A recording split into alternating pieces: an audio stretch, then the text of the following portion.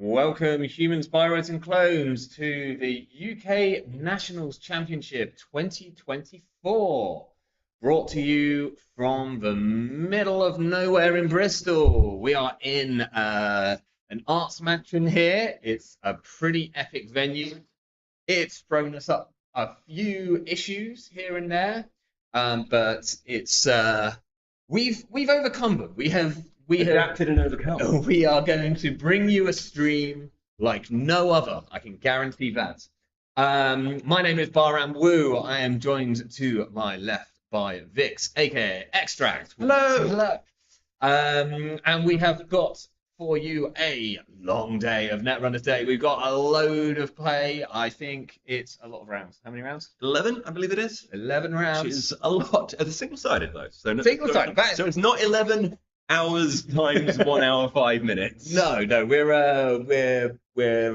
all in the UK single-sided side of things over here. Well, they've been like running that in the US as well. But anyway, do we have people on our We do. table? We have people waiting at the table, setting up. We have Robin and Rotage. Oh, fantastic! I think Rotage's second day on stream. Give me 2 seconds.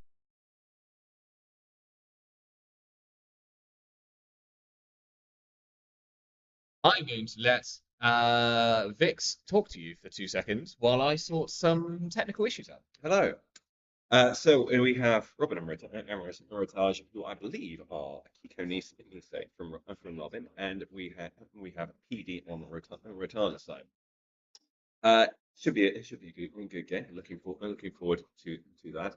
And whilst Baram is sorting out the various technical issues we have, I'd like to take a moment to say about our sponsor, Diesel, who make this beautiful energy drink. It is burning me up inside, and because it is, of course, vitamin 5. It's absolutely glorious. Thank you, NVN Corporation. Yes, 11 rounds. 11 rounds of single-sided Swiss today, with the cup going through tomorrow. I believe we have about 150 players coming in today, so it is going to be a busy day. Many fun rounds. We're playing single-sided Swiss, which means in each round there will only be one game taking place as opposed to double-sided Swiss, which is 2.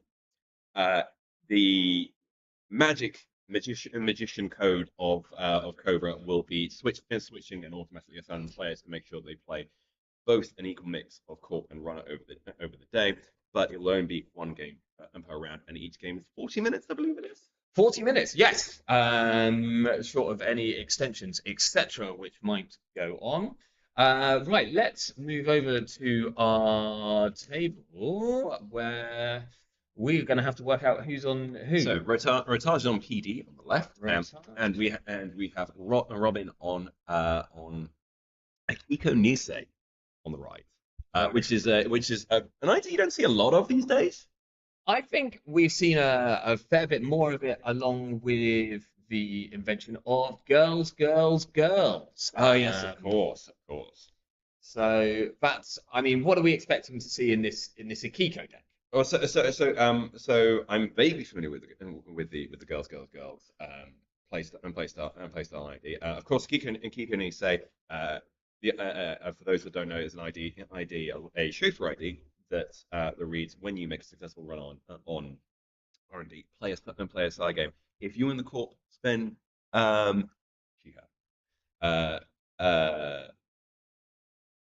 if you and the corp spend a different number of credits, then you access one additional card, I believe it is. One additional card. However, there is a pretty funky card which came out in RWR, obviously, which works very nicely along with Akiko's ability, which will be Mary, Pretty Mary, Pretty Mary de Silva, in fact,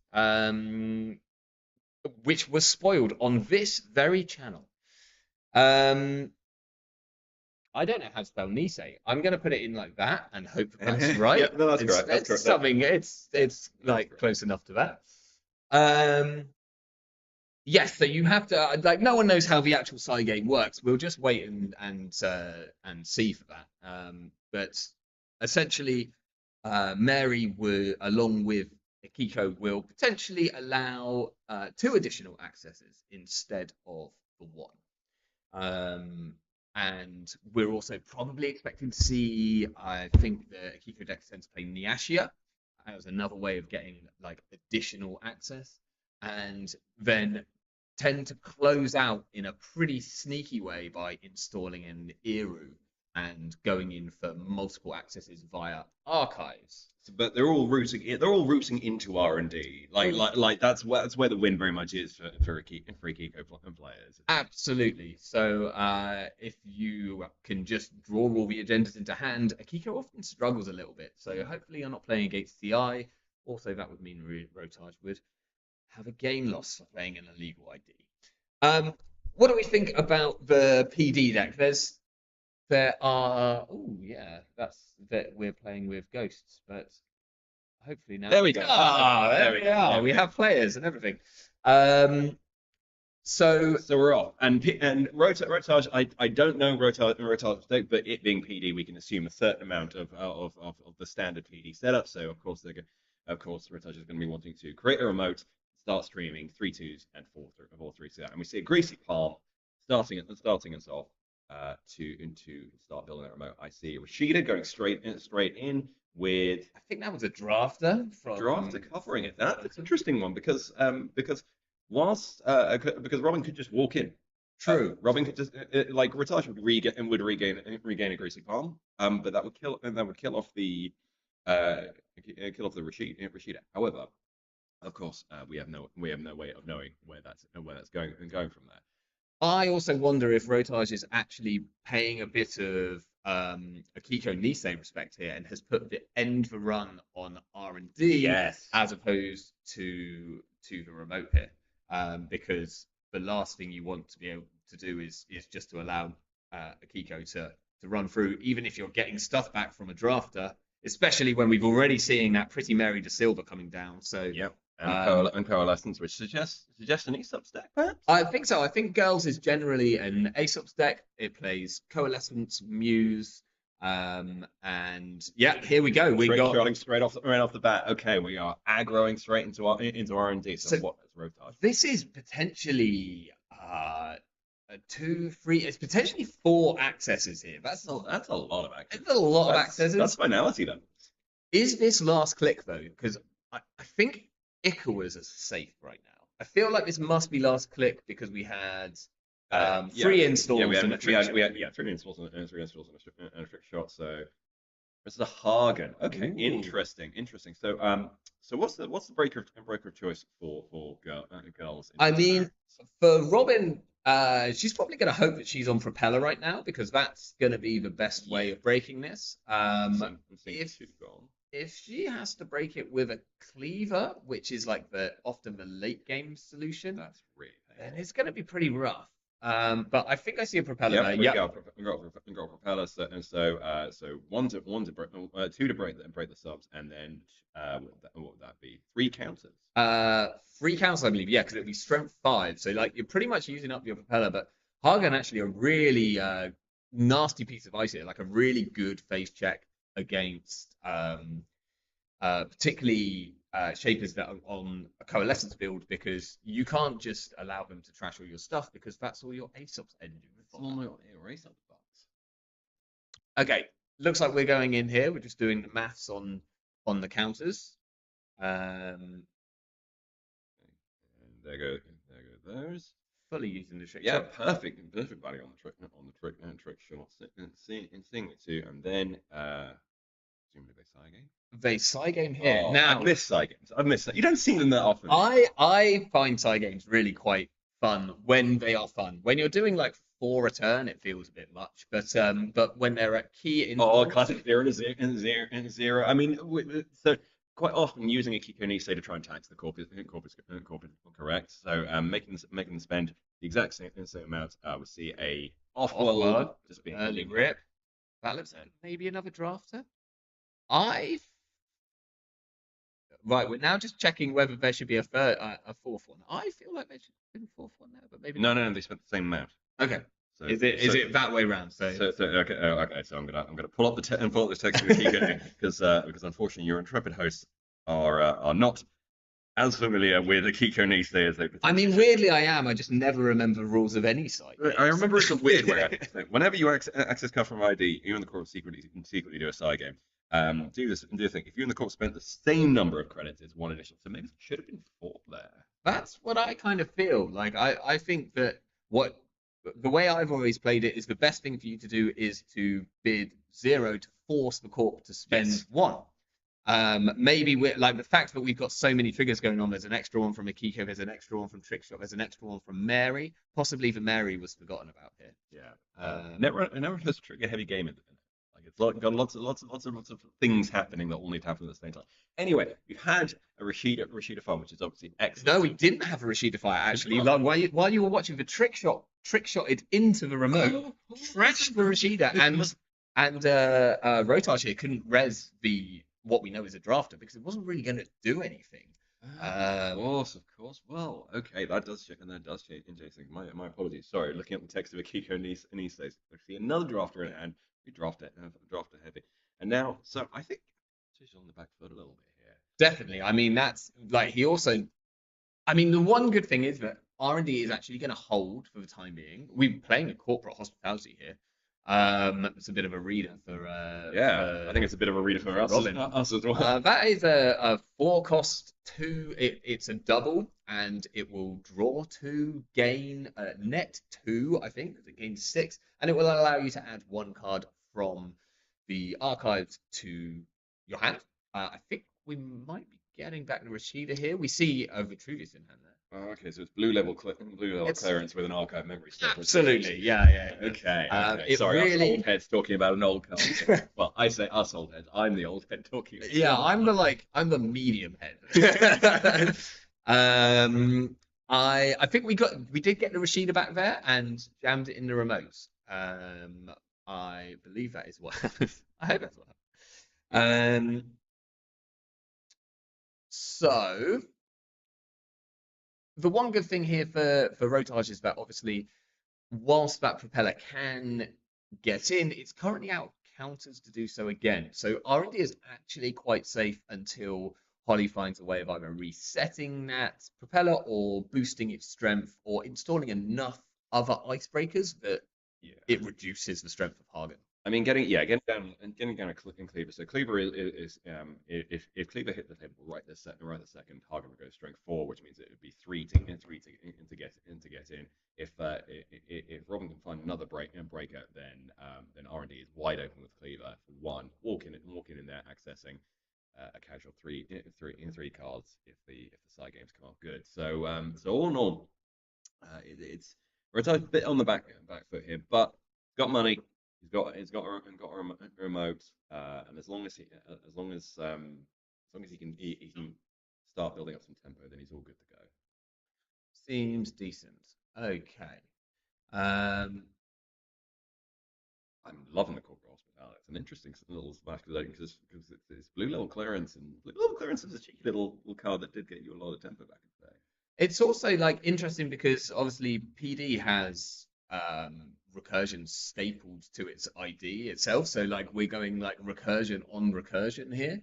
I guess like you do have some very valuable cards, and this potentially means that Rotage can just keep chaining Rashidas into the remote and force Holly to deal with them.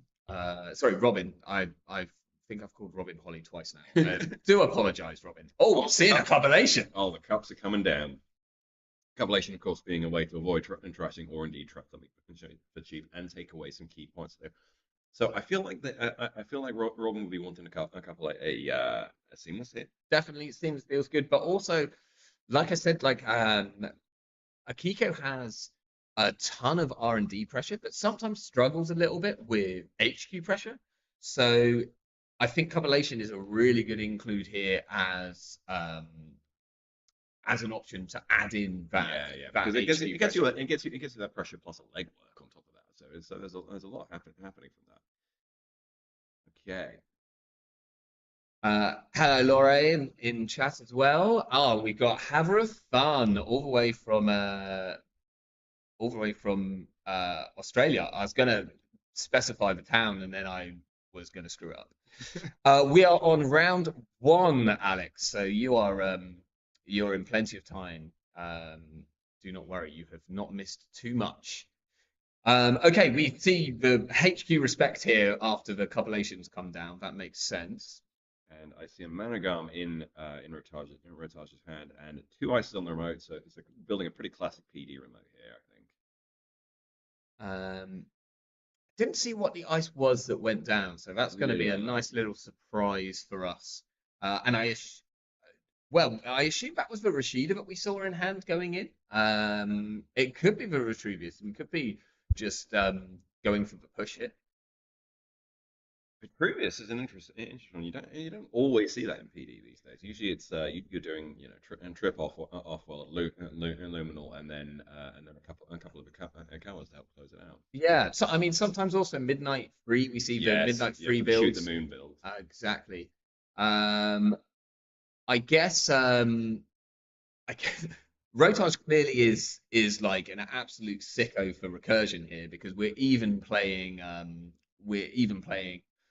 agendas which give us recursion. So recursion on recursion on recursion on Just recursion all the way down. recursion. Yeah, no, we like that. And Delor spying an error in hand, so that could potentially open up archives and pressure as well for additional accesses. So honestly, it's anyone's game at the minute. This could go either way. We're still very early, relatively speaking, in the game, even though the runner is up 2 points. Absolutely. I think the one thing that the Robin's really missing here, they haven't found a pawn shop yet. We've got coalescences on the board. We could flicker them for a bit of extra money, but we really want to be selling them for stacks of cash. Yep. Oh, coming down with another Rashida. So Rattali going through their deck so quickly, and this is what you want to be doing. You want to be you want to be windmilling into the remote, just Rashidas or a score every time and make yourself a 10-10 win. Got that tranquility down, so that's going to be even more money to keep sustaining these builds, and this might be pushing for the first score. I would imagine so. It's whether we see. I mean, we can assume that by now he must have a seamless in hand, but there's always those PD games where you just don't draw a seamless for the life of you. So it would be interesting if we see an advancement here. I think we see other agendas in hand, maybe another off-world there, possibly. Yeah. There's definitely another Hagen. But I'm not seeing any seamless. Not seeing a seamless either, and nothing that really looks like an event. So that's going to be interesting. We might. There's a chance that Rotar's just straight up scores the Vitruvius. Oh, we're going triple ice. So really saying to the runner, no, the game is not here, and jamming something else in the remote. So I'm assuming that's the Managam and agenda, and then hopefully, and then Rotar's going to be pushing aggressively here. The one thing that Robin probably wants to do is it's likely that she's going to hold on to that Eru. She doesn't really want to play that until firstly she's they're at threat 3, because then you get an additional access, and you also kind of want to save that as a sneaky little trick for after Rotage has put so much ice on all the other servers because they need to respect R&D pressure and HQ pressure and protect the remote, and all of a sudden you're going, well, I don't really care about any of those servers anymore. I'm gonna go this way. Yeah, definitely. So taking a pause here while Robin has a think. Running. Oh, okay. I think that was HQ. Yeah, I'm doing an HQ poke. Possibly forcing out a bit of money here. We've got access to Simulchip and SMC if we need it. We see a drafter, which you just can't. Like, it's too much in tempo, particularly with the not blue level clearance in the bin. I mean, I had an interesting point during Crown of Servers yesterday where I had a discussion with my teammate and we decided that the best thing to do was to let a drafter fire, and it's the most unnatural thing in the world to say, just fire the drafter. It feels really bad. Yeah, quite often it's less threatening than it seems. Oh, okay, I think we're getting the SMC, I would assume here. Yeah. Yeah. 1, 2, 3. A lot of money. 4, 5. Memory. There we go. Okay. Yeah, this is going to be a lot of money. Not really what you want to do, and I'm not entirely sure. It might be on for Salem. If Robin is on for Salem here, then that's probably her cheapest way in. Oh, Is that it's an Eka? Okay. That's an E. That is not going to be. No, it's 2 Robin's not got money for this. This costs 5. I know this Yeah. incredibly well as a player that plays way too much Arasana. To the point that she's not even going to be able to boost at all here. Yeah. I think Rotage might be pointing this out. I think they might be doing the maths on the table. We're deciding whether we're pulling this back or whether there's other options. I don't think you can unwind this too much, but yeah, just getting a coalescence. Oh, That's actually quite painful because that is, I think, net neutral almost in terms of how that works you just out. got rid of both of your coalescences. Oh, that's a shame. 1 credit. It's often the way, isn't it? Yeah, I mean, I think if Robin was on Revolver there, I think she's good. Ika would have been fine if she'd have managed to sort of get it out with a Muse because then that has the host ability already. But having to hard install it. Okay, thank you for the feedback, Shannon. I will speak more eloquently into the mic. Into the mic. And here, so Rotage here got back a Greasing the Palm into hand, and then has just installed a Rashida totally naked out in the open there. Well, you might as well. They're going to have to go deal with that. Yeah. Obviously didn't have like a Oh, okay. Wow.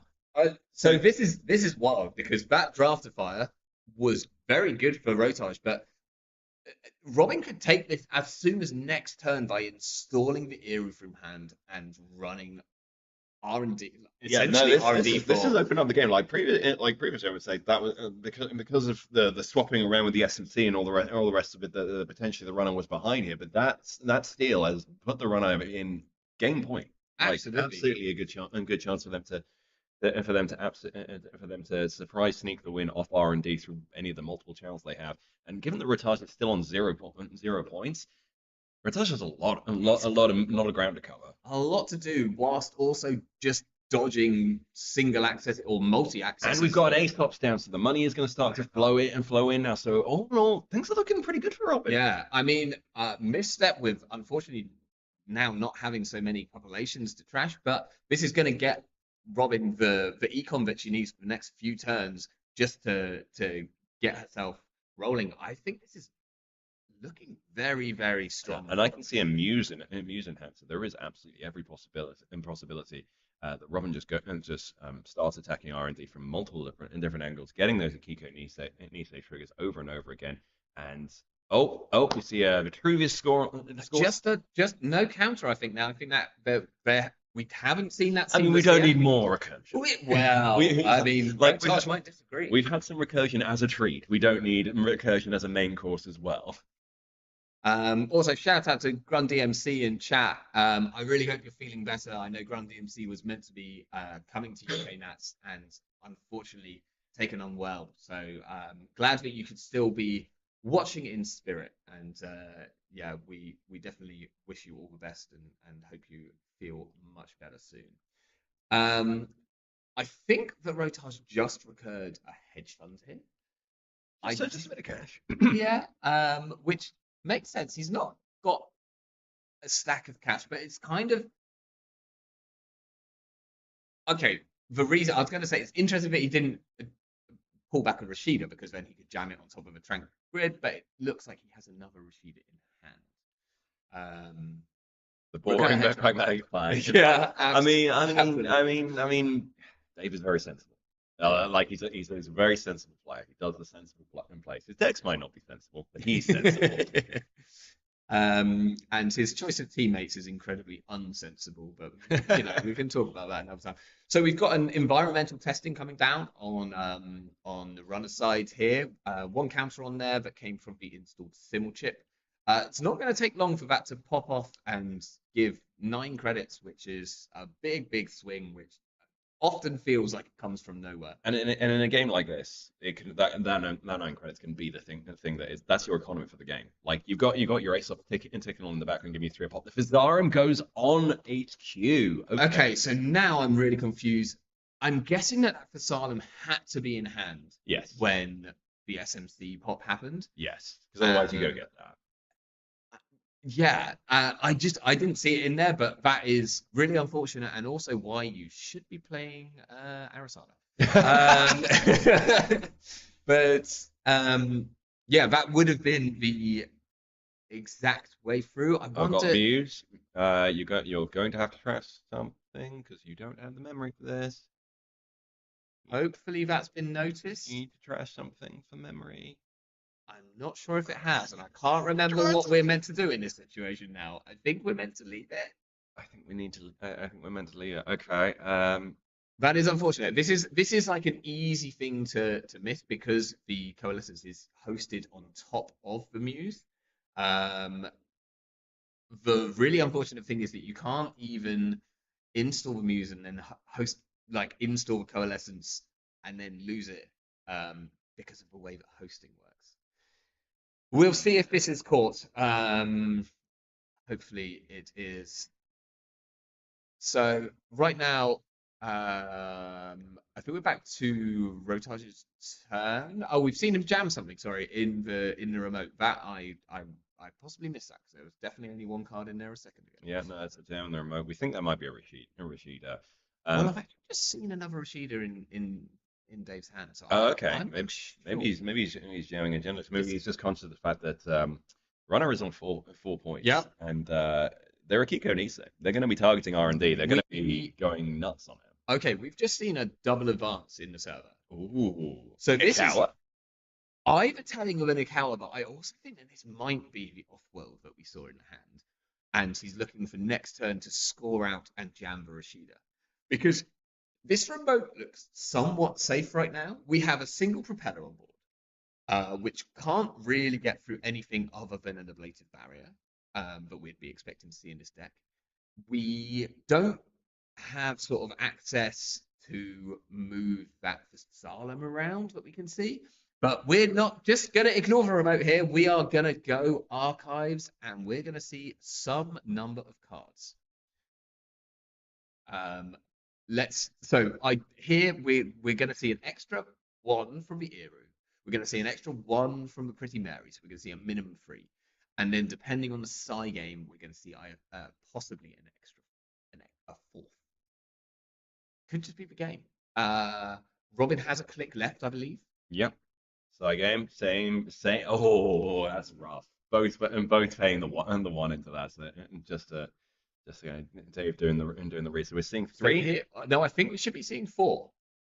2. This was extra from 3. Eru. This is extra from Mary. This is extra from Kiko. Clean. Okay. The question is. Cupsing. Okay. Robin choosing to cup the last card. Can't obviously go back and choose to cup a different one. Possibly just going to swing HQ here, but that doesn't seem correct last click. So. Okay. So Dave's going to presumably score this out. Scoring a. No, it was an Ikawa. Okay, so of course. Well, I was going to say the off-world from hand that got stolen. It did. So that is no longer in hand. Okay, so I'm not seeing any other agendas. So what's happening now is both the runner and the core are laser targeting R&D and being like, give me the agendas. I want them. The good thing for Rotage here is that he knows that the next 3 cards of R&D are safe. But no, he doesn't actually know the next 2 cards are safe because Robin cupped. Yes.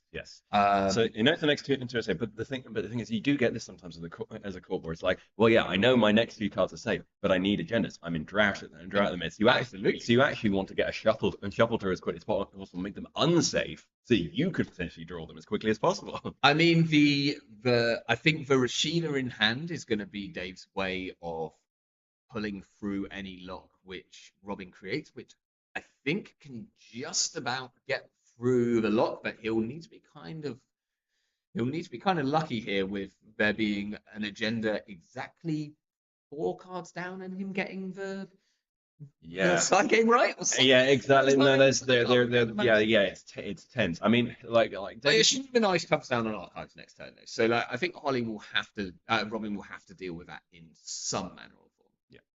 Okay, so we're going on to HQ here by the looks of things. We've trashed the population. We are pretty sure that HQ is clean. HQ's clean. See an MIC,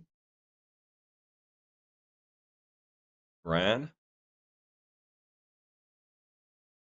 and Greasy Palms. Okay, so there's plenty of options here for Rotage to ice archives and to ice it pretty good. I think the MIC is the best option here because Brand still does allow the click through, which well, the click through doesn't. You can't steal a Nick or if you Yeah, and given the runner's only on 4 points, the biggest threat is in a card. They're only on game point technically if they get one of the 2 remaining 5/3s. Yeah, and you couldn't actually let that first sub fire because then you're gonna just get another piece of ice there. Although, okay, so here's the other thing. Rotage's on 6. so Both of those pieces of ice that we've seen cost 6. Yeah, and on top of that, Rotage also has to defend this remote. So actually, the court may have to take a bit of time to get some money going here.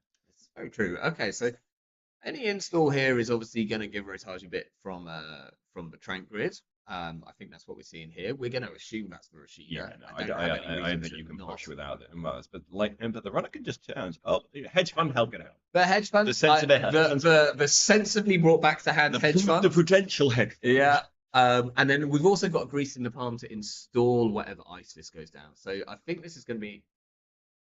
Did we not use it? Did we not grease them palms? I don't think we greased the palm here. And I'm really interested in why. Oh well. Okay, I have a theory actually. Oh. So my theory is that if Rotage keeps the grease in the palm in hand, if Robin ever keeps the tag, yes, because Greasy Palms has the additional, yes, then he opens up additional scoring patterns because he's on Vitruvius. Yeah, so like fast advance it out. Yes, maybe he's playing 4D chess here. He's playing this market because he's aware that he doesn't need the money right this second. He needs to be able to defend archives and he needs to be able to defend this. Yeah, he's about 9 credits, which he's got. He's got 12. So he's good to go, and all the servers are locked down now, so no easy targets. Runner's pretty flush. Runner's on 16 credits at the minute. No programs of any type of board though here. No programs. Optional. Minor detail. Like we can get into HQ, but we're pretty sure that HQ is safe. HQ's clean. I'm pretty sure. Robin's probably got that read as well because in this position the corp is absolutely going to be the second they draw a Janet into the remote. Off you go. Here's an interesting line. Robin has in hand a DJ Fenris. Okay. If I was Robin in this situation, I would be doing DJ Quetzal. DJ Quetzal! Oh my god! Right now, so good. You're not going to get the additional card off Eru, but you're still going to see potentially 3 off the top of R&D, and you don't have any programs, so that first Hagen sub does jack all. And on top of that, if Robin doesn't know what the ISO archives is, obviously, but the ISO archives was also a Hagen, for example. Yeah. For example, then you have the 2 angles of attack. So I think you might be right, Wu. I think a DJ Quetzal, the lesser spotted DJ Quetzal, is absolutely a solid play here. We're gonna see if this line's taken, because the other thing is that Robin can get into HQ. So does have like DJ Steve value if she wants to go DJ Steve, run HQ, get something back like a Symbol Chip's not actually going to help here though. So it would have to be something like an SMC itself. But I think you've only got. I think they've only got 1 SMC. Okay, so going into HQ and just seeing the brand. Okay, just poking. DJ Quetzal would also allow you to click through brand and still have a click left. I'm just saying. I'm on the DJ Quetzal hype train. Okay, we're just gonna keep poking HQ. I think that might be bit of a suboptimal move, but we'll see. Okay, Rashida coming down. We've got Rashida. Possibly Robin just wondering if that was the win and just looking for their only lines to get through, and not noticing the DJ Kettle possibility. I'll stop talking about Kettle now. I'm a big Kettle fan. Okay, so the chance now is that Rotage obviously has drawn more than one agenda. It Yes. looks like we've drawn no agendas because we are drawing with red level. That is. So the problem is, every time the Rotage draws, it isn't an agenda. That makes that Akiko Nisa when it does drop even more dangerous. Absolutely. Because the Kettle, the DJ Kettle is there. Yeah. She's spinning up the decks. So if we don't have something to jam here, then I would assume that we see a bit of turtling up going on. Possibly a second piece of ice on R&D, or maybe even a second piece of ice on Archives. We're seeing sudden commandment. And we got Arena. So that's going to draw another 2 cards, and then allow an event to be played. This could be another reason. I think this is mostly I think this is mostly for the draw though. Yeah, I think we saw 2 voids in hand. Kind of interestingly, there's 2 voids. 2. Really interestingly, I think if you put a void on Archives, it would stop the Eru. And Eru is once a turn. Okay, we're seeing a greasy palm. That could well be a void going into the server just to get that trank value. Yep.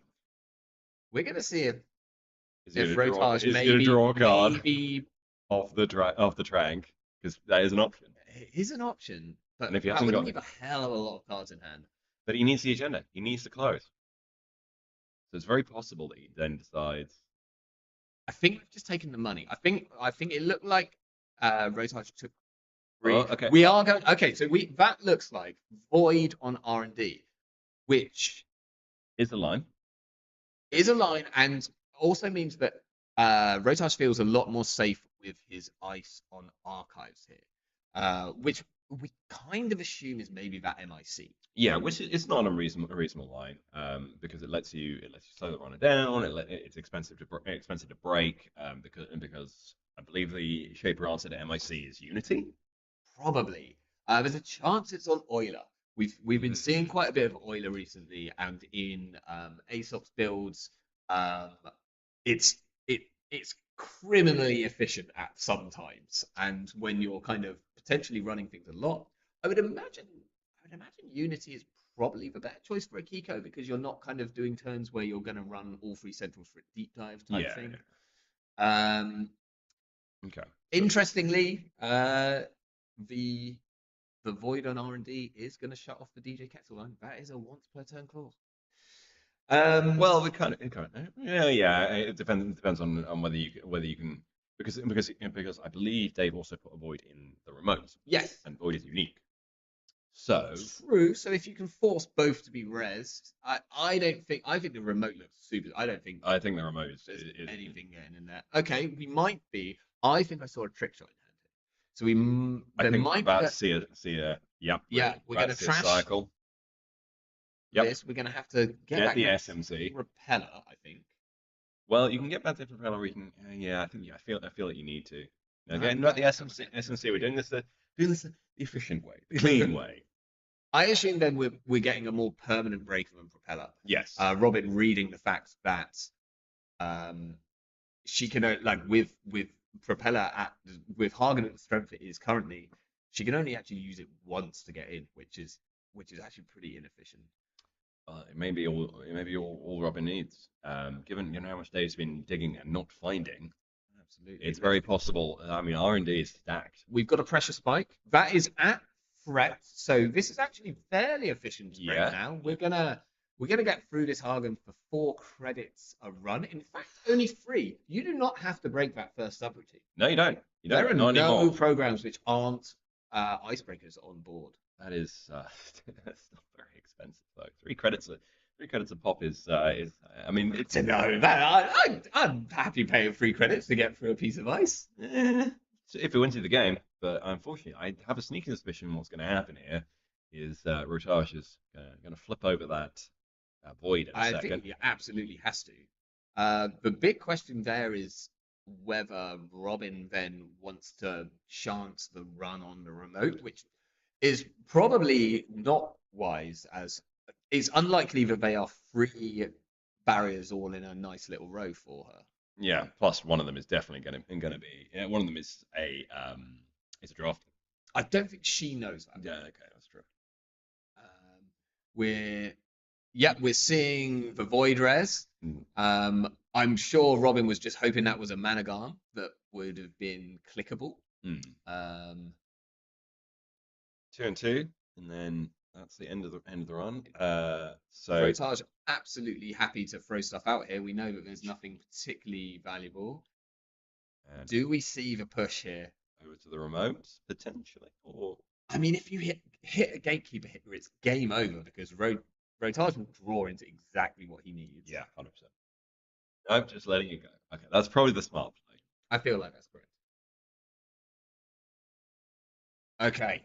Well, this game has flipped back and forward like it's anyone's business. Yeah, because typically PD, whoever's going to win is pretty determined. Occasionally, the runner can just sneak out a win out of nowhere. But like by kind of turns 3 or 4, you kind of have a pretty good idea of who's going to close it. I mean, but this one's gone back and forth. It's generally just whoever steals or scores the Luminal, right? I think that's. That's generally the watermark. Yeah. Okay, we're seeing the creative, so we have more money. I think what Robin really wants here is card draw. Yeah, 100%. We'd love a Nuka or a Diesel. Okay. Rotage's just drawing really aggressively. Robin probably just happy to not see advanced. Yeah. I don't think we've seen the seamless yet, right? We haven't. Who needs seamless? just scoring out like Jackson intended. Yeah. I mean, PD doesn't say on it you must play 3 seamless. I have seen PDs that play biotics instead of seamless. It's not good, but I was jamming Audacity PD for quite a while. Audacity PD, I like that. I was unfortunately it was just before Freedom got really big in a previous meta, and like playing Audacity into Freedom decks is not fun. Yeah. So we saw Rotage put an ice on Archives and then decide against it. So let's. I think that's still the play, is making sure that Archives is safe, because as long as Rotage can draw the agenda, I think he can jam it in what seems to be pretty safe remote. Oh yeah, no, the runner's not getting in. It's a Skull Void remote. They're just not going to get in. So the danger here is not the remote. The danger is 100% on an R&D at this point. And just a little side note, in the background you can see the mascots of the players. We've got the Rotages don't run duck on the left for when you have played Peace in Our Time. Nice. To find you not to run. Absolutely. And get a game loss. And we have presumably a always be running Eevee. Very true. Either that or it's just Lap sitting at the back there. Lap's avatar is almost always an Eevee on everything that I've seen them on. So I mean, Eevee's very cute. So yeah, very cute. So incredibly adaptable. Okay, can we see a second piece of ice on R&D? Apparently that Void not feeling safe enough, which is potentially true. I mean, like, if Robin was able to run 3 times, which technically has the credits for, yeah, kind of force a lot of money and a lot of cards out of Rotage. Probably better just to res a second piece of ice. Okay, what are we discussing? I've been having a thought. Oh, okay. So we're working out whether the Void will stop the Eru. It won't. Which it won't. But we're calling a judge to check on that, which is very wise. Always call a judge, people. Yep. Therefore, if you are unsure, call a judge. But yes, it's like the good old where the hell do I put the Chrysium to stop the sneak door against Gabe? Archive. Archive. Is it though? It is. Okay. Well, it has an if successful. But you know, was it different for Omar? I don't know. I genuinely I lost the ability to work out where I was meant to put Chrysiums and then just stopped putting them in my deck. Okay. And now it started again because suddenly a pretty good card. I get it. Why you can. Chrysiums is going. Yeah. I'm hoping that we get something somewhat similar to that because I think it's a cool ability. Right, we're going to see. Okay. It's just a drafter. That is really interesting because That does not end the run. Yes, And it does not. We've seen Robin run through a drafter before, and that wasn't great for her, but she got agendas from that. Wow, okay. We thought that was an MIC. Yeah, I really think I would I have bet wanted Dave's wishing that's an MIC. wanted the end the run here. Sudden command and coming back. But yeah, at 15 credits, Dave's very much wishing that's an MIC. And he was going to ice that, guys. Yeah. He ummed and on and then decided not to. And we're going to see at least 3 cards, maybe 4 cards. Depending on the side game. Oh. Okay, we get we think Managam. So we get a Managam here. I don't know what click this is. I think this is click. I think this is click 2. Yeah. I think there's just enough here. Now, so interestingly, if Robin clicks through this Managam, Can't take the account. can't take the Echo, but does have enough money here. 5, we'll just pay 5 here. Oh, we'll still have 2. I think that's correct. I think that's the correct play. Still has 2, and also still has 2 for side game shenanigans. So can pay whatever she wants. So this is like, so it's a one-time deal, but you're doing your arrow. You're doing a little side game. Dave's already is. Okay, so same. Dave, Really? Dave wants same. Robin wants different. I think that was different. I think that was 2 to 1. I think that was 2 to 1. Okay, well, we'll see. Okay, here we go. I think Rotage bit. That is a thin deck. Better seamless. We've seen the seamless, right? That Brand. looks like a brand. That's in. That's the Vitruvius. And the win! World! Oh! Absolute one. What a swingy game. Nisei doing the thing. Oh, that was rough. That was rough because there was a window there. Dave had a window. Dave had done. Oh, and he has the Critium. He has the Critium, I think, in hand. Oh no! Or maybe even in the bin. So potentially here, Yeah, I think he might be working out that if he put the Critium on the installed the Critium instead of the Managam. That's it. Oh no! Oh, the classic head in hands moment where you realise you had the line and you didn't play the line. I mean, maybe this was also his reason for the drafter, because if you have access to Critium, then the drafter does kind of end the run for the for the things. Like that is kind of wild. Really, really interesting. What a game. Wow. Well, we've had quite the start there. That was a back and forth game. Like as I was saying, by turn 3 normally with a PD game, you know roughly where it's going. This one, back and forth all day. Absolutely. I mean, that was a case of everyone wants to find the agendas. Who's gonna find them first? Right. We didn't really get time earlier to talk about the makeup of the corpse and IDs and things. Shall we have a quick look at that now? Because we were kind of busy earlier on. So let's have a little look. This is Cobra. So I think we have one runner. There is a single runner during this. We have a runner. It's Lat. Definitely Lat. I mean, the interesting thing here is that there are 2 types of Lats that we're expecting, and all of them are going to be doing the same thing, just with a different console. Yep. So Swift Lat and Anacam Lat. Yeah. We might see some other builds. We saw at Worlds in Top Cut, it was Swift Lat, Anacam Lat, and then a single pawn shop variety, which was kind of doing something a little bit different, playing Lily Pad. Yeah, I've seen that one. It's if the engine gets going, that one it can make like 200 credits in a game. It has the better economy, but it lacks a bit of speed compared to the others. 100%, so 100%. we're expecting a good 90% of these to be on some form of Swift, Anycam, a bunch of events, and some draw. Let's go through runners first, I guess. Really interesting second option. Yeah. 13 out of 114, so over just under 10% and 10% of the field coming in with Essa Fontov, which is just sabotage. Sabotage, as the Beastie Boys would put it, but I think a really fun idea, one which can really prey on particularly corps which are looking to rush out behind like a few ice. They tend not to want ice centrals very much, and Essa is really good at putting on some significant centrals pressure. Yeah, absolutely. And kind of just waves a melancholy hand at your ice as they go through it, normally for some damage or maybe 3 credits with a Lamb Begamot combo. Bergamo. I haven't seen lamb Bergamo in a while, but it does have. They do have a. But usually you're absolutely right. It's kind of those one shot. I'm going to get through once, but I don't need to make it consistent. Yeah. Type runs. So that's interesting. It might also be the fact that maybe a group turned up with Essa, but I'm somewhat unsure. So hopefully we'll get to see a bit of Essa on the stream later. Got 12 kits. 12 kits. Standard kit. Yeah, Get the lob out. Off you go. I'm very happy. I'm super happy because we are going to be losing Kit.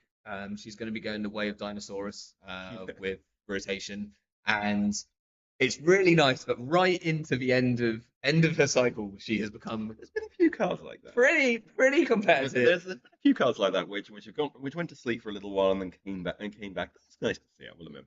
And then we have 7 blank. 7 blank is we might be able to work out what I am assuming that's not 7 Novas. So we might have to go and check. Oh, we've got 7 blank over here. There's a chance that there was an issue with Cobra. There's a chance that these are like deleted things and they were done as tests. So we'll ignore that until I hear otherwise. Okay. 11 Sable. Yep. So Sable most popular crim and By quite a lot, actually. yeah, and interestingly, we've seen a bit of a flip here. Anarch it's obviously not overtaken Shaper in its popularity, but it's squidged back in, and often UK Nats is quite crim heavy. So that we have been known to crim. A sort of a less than I was expecting amount of 419, for instance. We're only seeing 449. We are seeing the same amount of the Kiko Nisei as we are seeing 419. So 419. So I did some testing 419 in the run up to Nats, and the problem I just found is there's this thing the Corp can do, and pretty much every Corp can do it, which is just called ISO 3 centrals, and it just completely breaks. It hurts Sable quite a lot. It breaks 419. It does also. There's a lot more cards right now which allow you to bounce up from small credit totals. We've got things like Regolith and Your Digital Life and a lot of cards along those lines, which 4-9's best when it's keeping you below 5 credits and you can't play any of your econ. Absolutely. But right now it's like, I've just greasing the palm of Rashida onto a Tranquility home grid and play the hedge fund, and I'm back at 13 credits. All the money kickflips. So yes, we'll find out there. Seeing a fair few Hashiko. 6. I guess that's not that many, but I think I would actually like. I was going to say I'd assume this is sort of Ice Destruction Hashiko, but we might be seeing a bit of Reg Shiko coming back with the sort of the more engine going on. And then down the bottom here, we've got an incorrect number of Arasana. People just don't understand what they're doing here. I'm sure Lucy is probably rocking some Arasana today. Very good.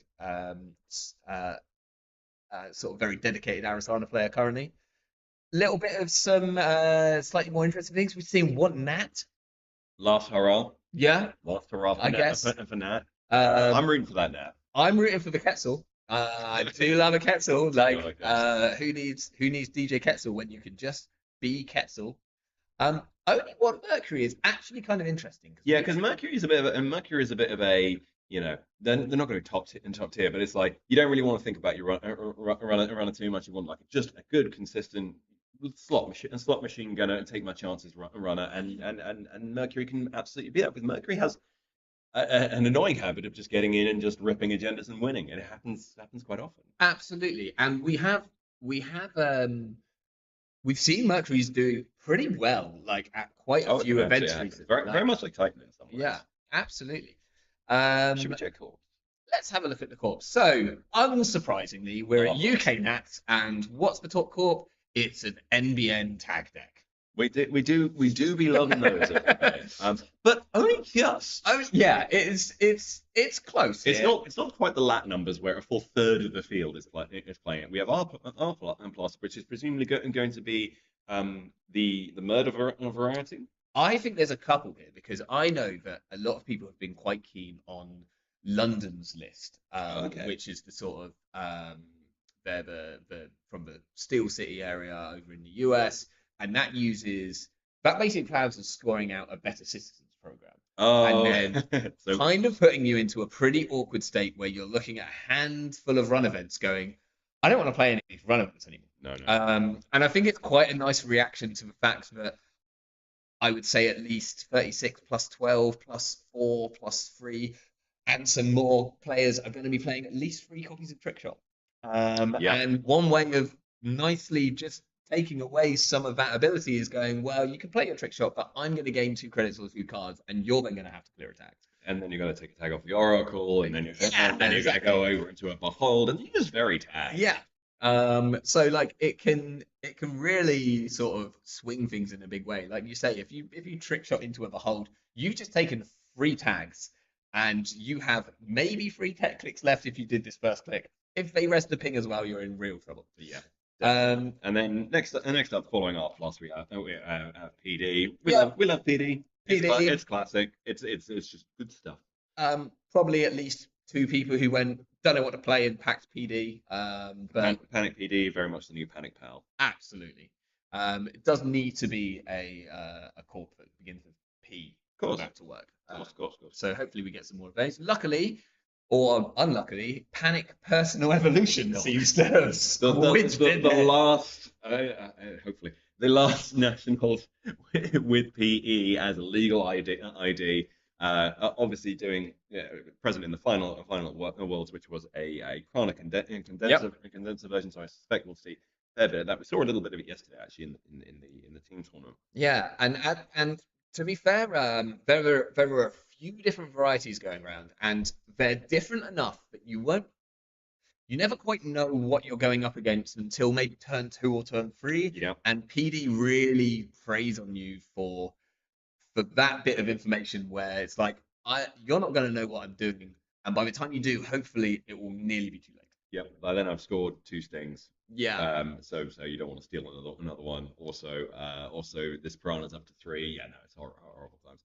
But yes, so P having its last hurrah, you can and then we have Asa. I was expecting more Asa. I was too, because I think that the jukebox varieties, which we've seen from Worlds, are very, very strong. Obviously, Jai's kind of Hollow Man version, I think, is also strong. But I feel like the jukebox varieties, especially, are toned pretty well to deal with certain deep dive decks. Okay. I think the one issue is that if you are not part of that testing team and have been grinding out that deck, it feels very poor. It feels incredibly poor. I'm just going to do a check and see Yes, what our position on absolutely. rounds is. Keep talking us through the IDs, please. So we also have our most played Wayland ability is going to be Ob. We've got 10 Obs, so just under 10%. Unsure what standard Ob looks like at the moment and what these are going to be doing. We might be seeing some sort of some big 74 cards monstrosities. Shout out Seb K. Or we might be seeing more of like a rushy option, maybe even something close to sort of 2-nose lists from EMEA.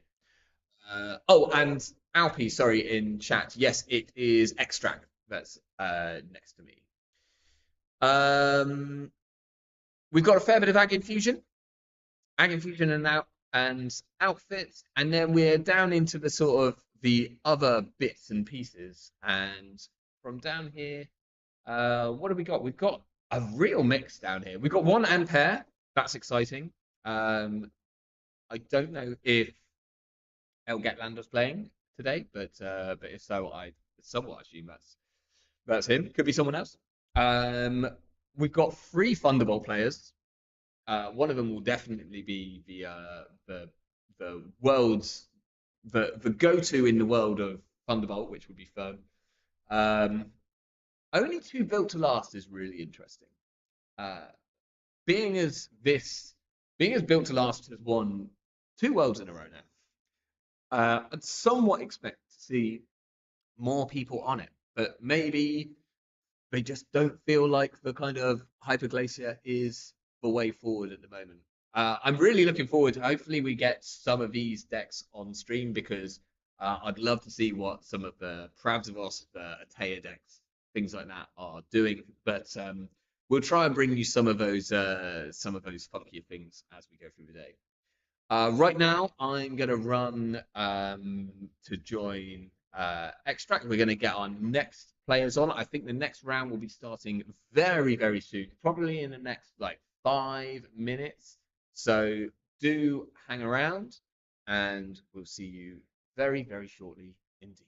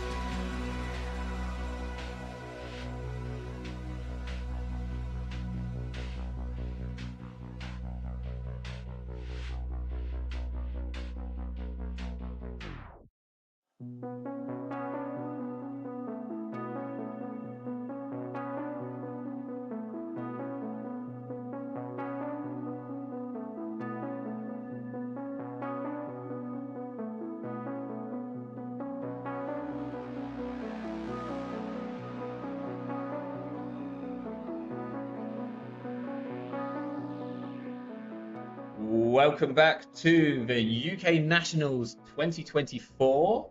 My name is Baran Wu. I am joined by Extract. Hello. We are going into round two here. We have two players. One you may be familiar with their fantastic alt arts. On the right of your screen here, we have Kisra.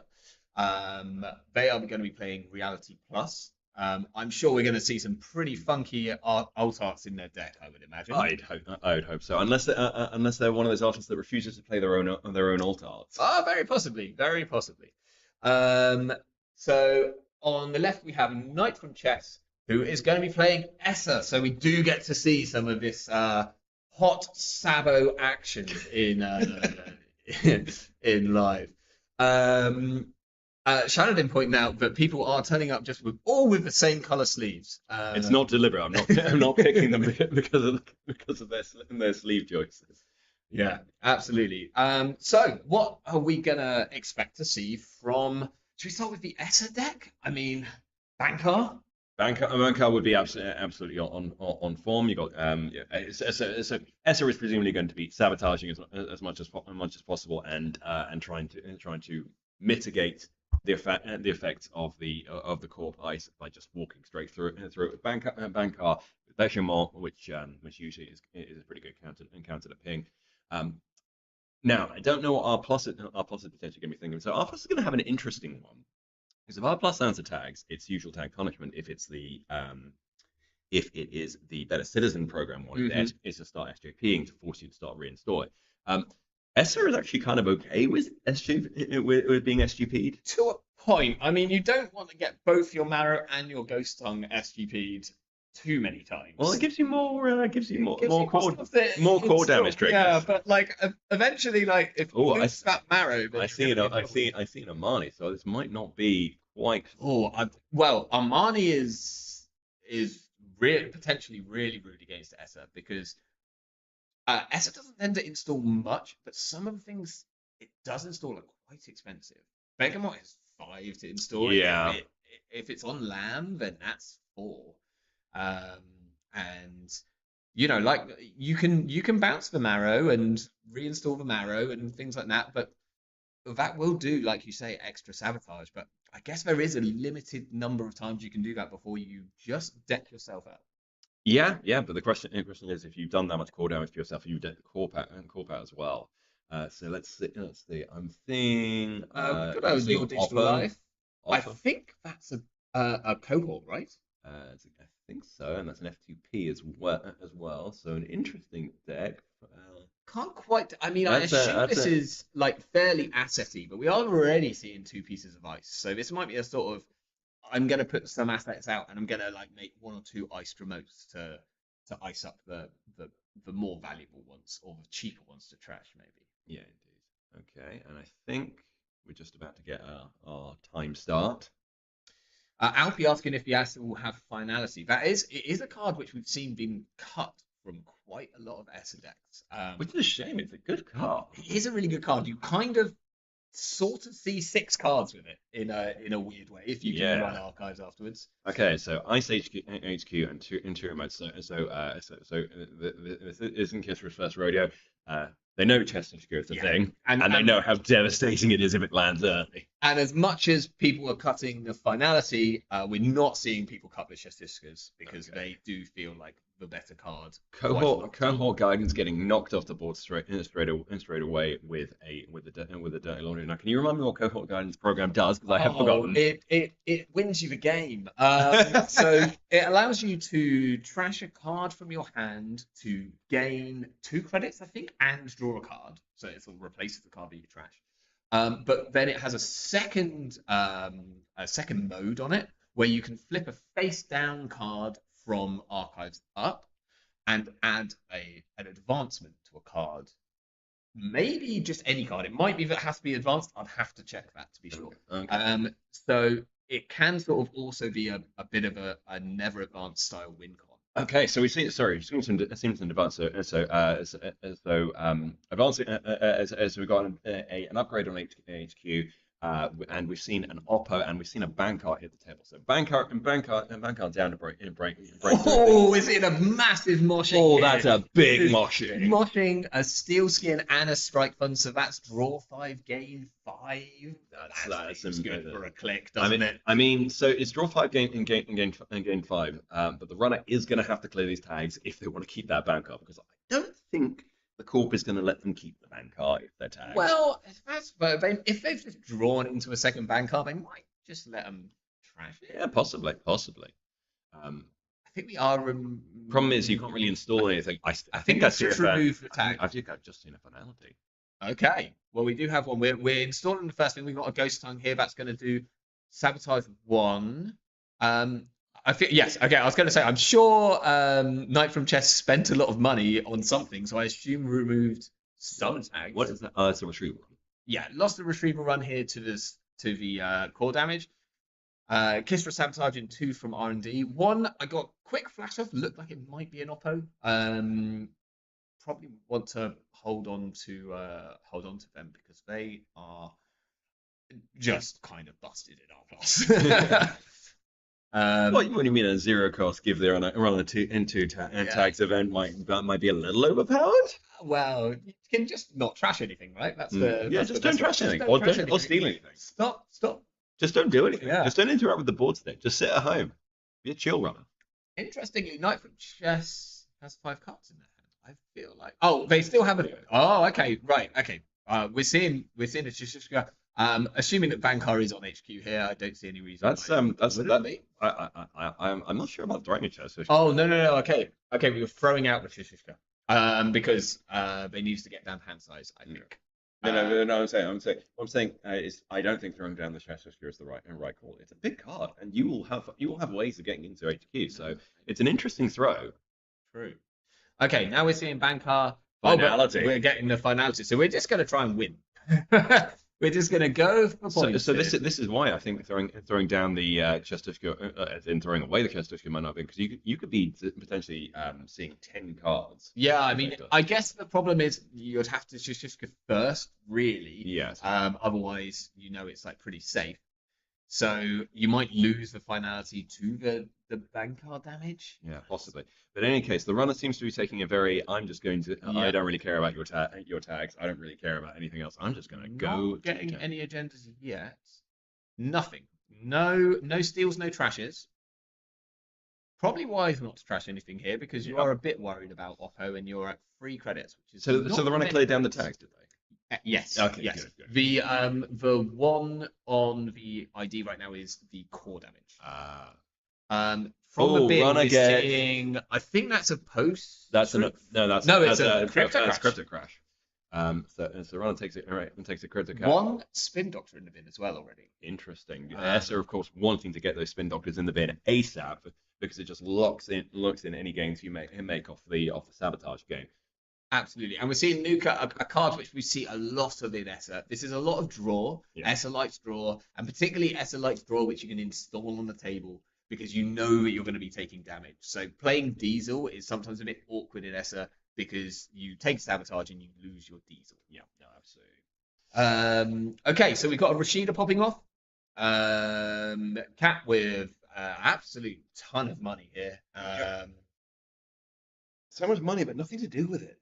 Yeah, I would assume the Kiss was hoping that they've drawn into a bunch of stuff to spam on the table. Maybe 1 piece of ice as well would be nice. I think you're less worried about finality now because it's already been played. It's already been played, and you're kind of not expecting 3 of them. Although we've got lots of R&D respecting 2 pieces of ice. All of a sudden, R&D go. The bank are still sticking around. Like, I'd be quite worried about Chestushka at this point. I mean, the runner's thrown out 1 Chestushka, which implies they might have another one. Maybe Kisra has cards in hand that they're pretty happy to sabotage from hand. Oh, okay. Here comes the raindrops. Cut stone to test their theory. Yeah. Completely free to play because of the Ghost Tongue here. We're seeing a Managarm res. Oh, so that answers the question, because that is one of Kisra's Managarm's beautiful mantis type design. I was wondering, I was assuming that this upgrade was going to be a Hollow Man, to be quite honest. I don't know if we had enough money or clicks to go through here. I think maybe we just bounced off the Managarm. There was obviously no res. We're seeing a spark of inspiration. So, joy. a Buzzsaw. Actually, a really good spark hit here, because one of your biggest issues with Bankart, especially in R+, is if they're on virtual service agent. Yeah, virtual service agent is such a painful piece of ice in so many things, especially for allies, because you just have no good way of dealing with it aside from Buzzsaw. Yeah, like that, or maybe you've got a Hush, but I don't see any S's played. I think if a couple of S's have played it and played Hush, it does happen. But if you Hush and virtual service agent, it's like, okay, you had to install that Hush, you had to run. You're still going to lose a credit for it. Like, it doesn't take away all the abilities of Hush. Yeah, but you're still going to lose a credit if you break it with a Buzzsaw. It's true. I just don't know, because I've run through the essays after hushing them all the time. It's very satisfying. It's the best breaker to deal with it. Okay, so going on, we have a federal fundraising on. Gotta get it. Got it. Side. It's so people leave and forget about federal fundraisings all the time. I play a lot of Plus, not this deck, but one that does run federal. People leave it far too often. So much tempo you get from this, and so much foresight in terms of draw. I think that's the biggest thing here, because as playing against Essa, one of the best things you can do is know the top two cards of your deck. Yeah, right. Because then you can just be like, nope, fine. Yeah, I didn't. It's like I don't have to. I don't have to worry that this is an agenda or a spin doctor or whatever. Just mill it and be on it. It's like, I don't need this extra Amani Senai or whatever you have coming up. Exactly. So we see a Mara hit the table and two off the top, which Kisra doesn't know exactly what they are. Somewhere we picked up an extra core damage, which I completely missed. I don't know where that happened. Finality. Yes. Finality Mara and absolutely right. I forgot about it. Okay, so we've got Raindrops Cutstone, which we're doing dirty laundry at home. It went into one of the servers, which Kisra flashed. I missed what it was, but I'm sure we're going to see. Good solid money source. It's not one that you ever really want to trash. It's very annoying. And here we go. We've got a Kisra special spin doctor coming down. Hopefully, hopefully the servers either don't go too much further, or they become stacked up on top. That's good. Excellent. Because our camera only goes so far. We continue to see the game. I do like seeing the game. So that spin doctor also another threat in terms of kind of stopping Essa doing the shenanigans that Essa wants to do. Because but it's kind of a bit of a tricky one, because if you run that spin doctor, you have to use the spin doctor as going. Like I said, pinhole prompts you to start getting rid of the spin doctor. Interestingly, okay, so possibly Knight from Chess here might have wanted to pinhole and not say where they were going to go. I think that they might have just said that exactly what they were going to do, which meant that Kisra didn't need to pop that spin doctor preemptively. Running hot coming in for extra, but they're good. Just go. That's probably the one card that Knight from Chess really wanted to hold on to. Yeah, for sure. That's two chess goes in the bin, and sabotaging forward would be huge here, but c'est la vie. Like, especially after, I think the pinhole on the Managarm was probably specific. Yeah, so that you could go into just poke HQ. Little bit, just look, see what's going on in the Ollie, because the court's been going for a while. This game's been going for a while, and the court's not scored any agendas, and they've not done any shuffle backs. Like, there will be something in HQ by this point. The one worrying thing is that I believe Knight from Chess is on 0 credits, so a single ping res will probably put a tag, which currently can't be cleared. Okay, we have 1 credit, and I think 2 clicks left. I think the dice on the running hot are clicks. Okay. Checking the bin. We've shuffled back with Spin Doctor. Getting another crypto crash. Ooh, okay. Well, this is going. Well, I think so, okay for runner right now. well, it's going okay for the runner right now, but I think they're about to be taken to the big Oppo. Yeah. Big Oppo with the attached petrol station and car park and all the rest of the amenities. I'm assuming that potentially we saw one agenda and one Oppo. No, it might have well been the Spin Doctor, I guess. Kisra might have fed that agenda to Knight from Chess to set up here for a pretty huge Oppo research. The big Oppo. And one that's not going to get cleared anytime soon. No, a big Oppo here is going to stick forever. Like you're just tagged for the rest of the game. We see that. Oh, we see a cohort Another. getting shown but not rezzed.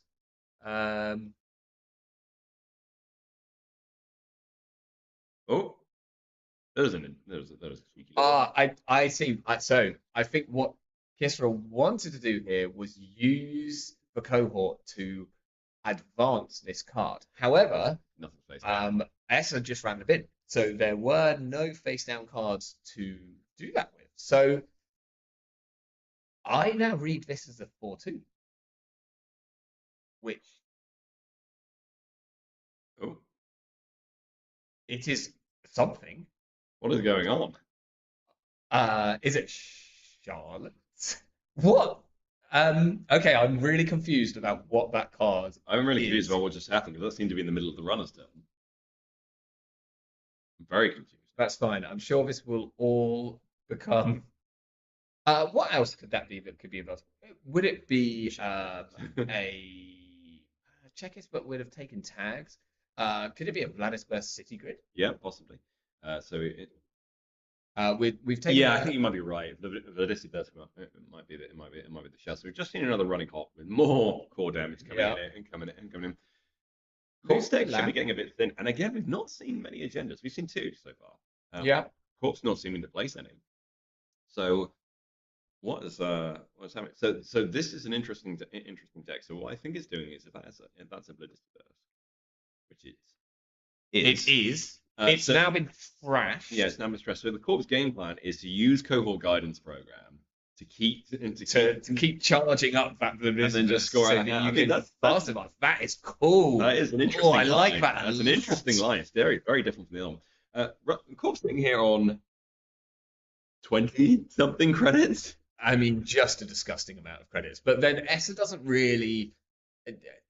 Essa's game plan is normally to try and take out. We've just gone to the big Oppo. Money, yeah. Just gone to the big Oppo. Ain't no Oppo Expresses around here. Kisra tracking the tags on their side as well definitely means that the number of tags is probably relevant, and I'm expecting to see maybe shipment from Vladisburgs. I don't think this is kill because we've seen way too much influence in things like cohort. Yeah, no, I agree. I think this is a pure force of also. So we might even see something. So shipment from Vlad is definitely on the cards. I think you might also potentially see a freedom of information. That is a cool card, which I think sees less play than should do. And with things like cohort guidance program and federal, you can dig quite hard to find those at the right time. No, sure. We're seeing a running hot here. I think just going into the bin. Raindrops, you mean? I do mean a raindrops indeed. Going into the bin, which does make sense. There's a bit of money there, but also keeping that bin flipped face upwards when we know that there another are running hot. Runner is now on how much core damage? 5 core damage, I think. 6 core damage. So they got hand size of 1. Yeah, we've played like 3 running hots. We've played the hardwares and a finality. So yeah, I mean a fairly disgusting amount of clicks that the ESA player has managed to gain here. We're going to see an Amani Senai, which means that the Bergamot that Knight from Chess has in hand is probably not going to get installed this game. I don't think it needs to. No. Oh, we're tracking the Amani. Interesting. Okay, well, that means... I mean, you're offered already. You're tagged. I mean, yes, you're tagged already. They can't take you to the bigger offer. There is no bigger offer. A lot. Man, I hate I mean, Harvey. pad campaign for Tempo. It's so good. It's so good because it costs more and because it's so cheap to res from the era when we had trash costs well in Yeah, excess of res absolutely. costs. But this bank car has survived. Now, Yes, as the bank can't be forgotten about. has the bank car been forgotten about because it is on the corpse side of the table? It's also not been used a lot. It In hasn't fact, been used. I I mean, think it's it's been been used enough. threatened to be used once. Um, but yes, I wonder if Okay, Corbin stalls. because I feel like crashing it is a good thing, but I don't know. Let's see. Okay, we've got labor rights. Um, we'll see what we're getting back here. Could be the Yeah, Chishishkas. Chesterfield and finality. What else do you need? That is true. I mean that now, if that doesn't prompt a Bankar trash, I don't know what does. Especially as two bank cards are in the bin. And just a dirty laundry as well. A bit of money. I'm interested if that's not a running hot, but I guess it's 1 credit more. You're probably going to be able to land it somewhere. Um, I mean, Kisp seems to be in a fairly dominant position, but equally 0 hasn't points. scored any points. 0 points. So and the ESSA has trashed. You know, what are we talking? At least 12 cards now. We haven't seen any Trishka's land, but we've seen 6 core damage. So where are the Gendies? Where are the wee Gendies? They are hiding somewhere, yeah. and presumably this is a 44 card deck, so they can't be hiding. There'll be at least I think that might have come off the labor rights draw. Either that or there's a good chance actually that Knight from Chess wanted to play the labor rights before losing the labor Okay, rights. interesting. So slight problem, very minor problem. The runner may not have enough money to reinstall Marrow on their turn. But this is fine. This is Bankard. Oh, it's Bankard. Excuse me. Never mind. And actually hit a steel skin, not a steel skin, hit a strike fund here, gaining 2 credits. Kisra just milling ripping top 4 off the top. Checks the bin. I definitely feel like there's one agenda there. There was, There and were it's two. there. There were 2. My goodness. Oh, that was rough.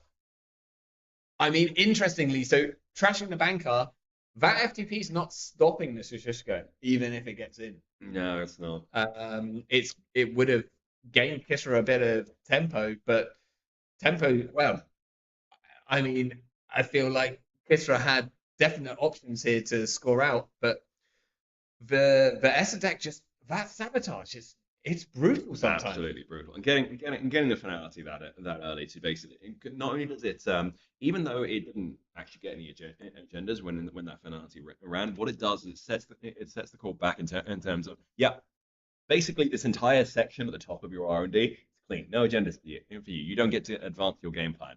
I get to advance my game plan and build up more over the rest. So yeah, really tough to from a really aggressive play from the runner, and Essa is a very aggressive runner. Absolutely, I think if you're playing Essa and you're trying to sit back and do stuff, then you're probably doing Essa wrong. Yeah, you know, it's definitely a runner that just requires you to barrel face first into some stuff and take damage left, right, center. It's very classic Anarch runner, you know, where it's just like, yep, that's some ice. Yeah. You know, I don't need an icebreaker. I've got my face. Like you kind of don't care about your cards. They're just part of your econ. It's like how many cards do I have in hand? What can I use them for? Absolutely. So Knight from Chess taking that on round 2 of 11. Yeah. Well, we're a good fifth of the way in now, nearly. Let's have a little look at some of the. I mean, there's going to be a lot. This is the thing about single-sided Swiss. The result of the first round doesn't mean that it doesn't give us indicators because there's a lot of people. In fact, almost exactly half of the players on 1 point. That is absolutely true. I just wanted to mainly look down. I wanted to see if there was anyone here which I wasn't expecting to see, but we've got players from. We should mention we've got players from all over the world. I mean, it is World 2. Many people are saying this. We've got Warlock and Koga who've come across from Italy. I think Atien is here from Italy. We have from Canada. We've got the King. Brandon playing today, and I know that some other people have flown pretty fast, so maybe we can do a roundup later of people who have come the furthest. Yeah. Um, Well, that's a good second round. A few more to go, but we've still got plenty of Netrunner action to keep us going through today and tomorrow. Absolutely, we've got 2 more rounds of single-sided Swiss before a lunch break, so stick around. I think I will try and put up on the stream what time the next round is expected to start as soon as I find that out, which won't be long away. But for now, I'll leave you with the sounds of Trip Mirror, and we'll see you shortly. Thank you. See you soon.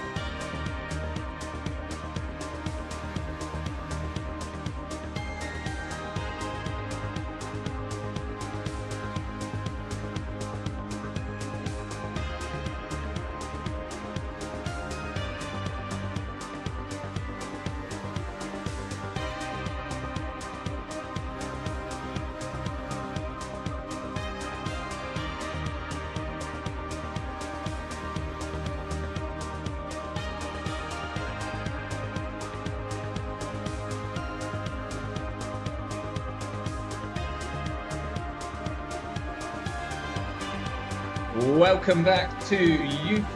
Let's do the music off. Professional. Welcome back to UK Nats 2024. My name is Baran Wu. I am joined by the exquisite Anarcho Mushroom. Good morning. Is it morning? I don't think it is still morning. Good afternoon. Morning somewhere. We're here to watch some Netrunner, and this game here we have the player with possibly the most awesome name, Awesome Darren, and they are going to be playing against Mallory. We have Epiphany versus Sable. Fascinating. What are we expecting to see here? What are you expecting to see here? So I have done some dabbling with Epiphany, but I'm doing mainly sort of a very bad CTM impression out of Epiphany. But I know people are very big on king making, stoke the embers, this kind of tricky fast advance kind of shenanigans. Holloman, obviously a great addition for Epiphany, letting you enable these whole install from deck, score out a 4-2, then score out like a 3-1 or something. It's very very tricksy, but very, very fun. I love seeing these offbeat, underrepresented IDs. Yeah, and Epiphany really has, especially with Stoke the Embers, has this ability to kind of fast advance out much faster than you would expect, and for much less credits than you were thinking was gonna happen. Absolutely, yeah. I've seen these decks on JNet a bunch, and yeah, you think that you're in a position where you're like, oh well, they can't fast advance out anything of major significance, and then all of a sudden they've scored 3 points in one turn. You're like, okay, well now I am in a bit of trouble here.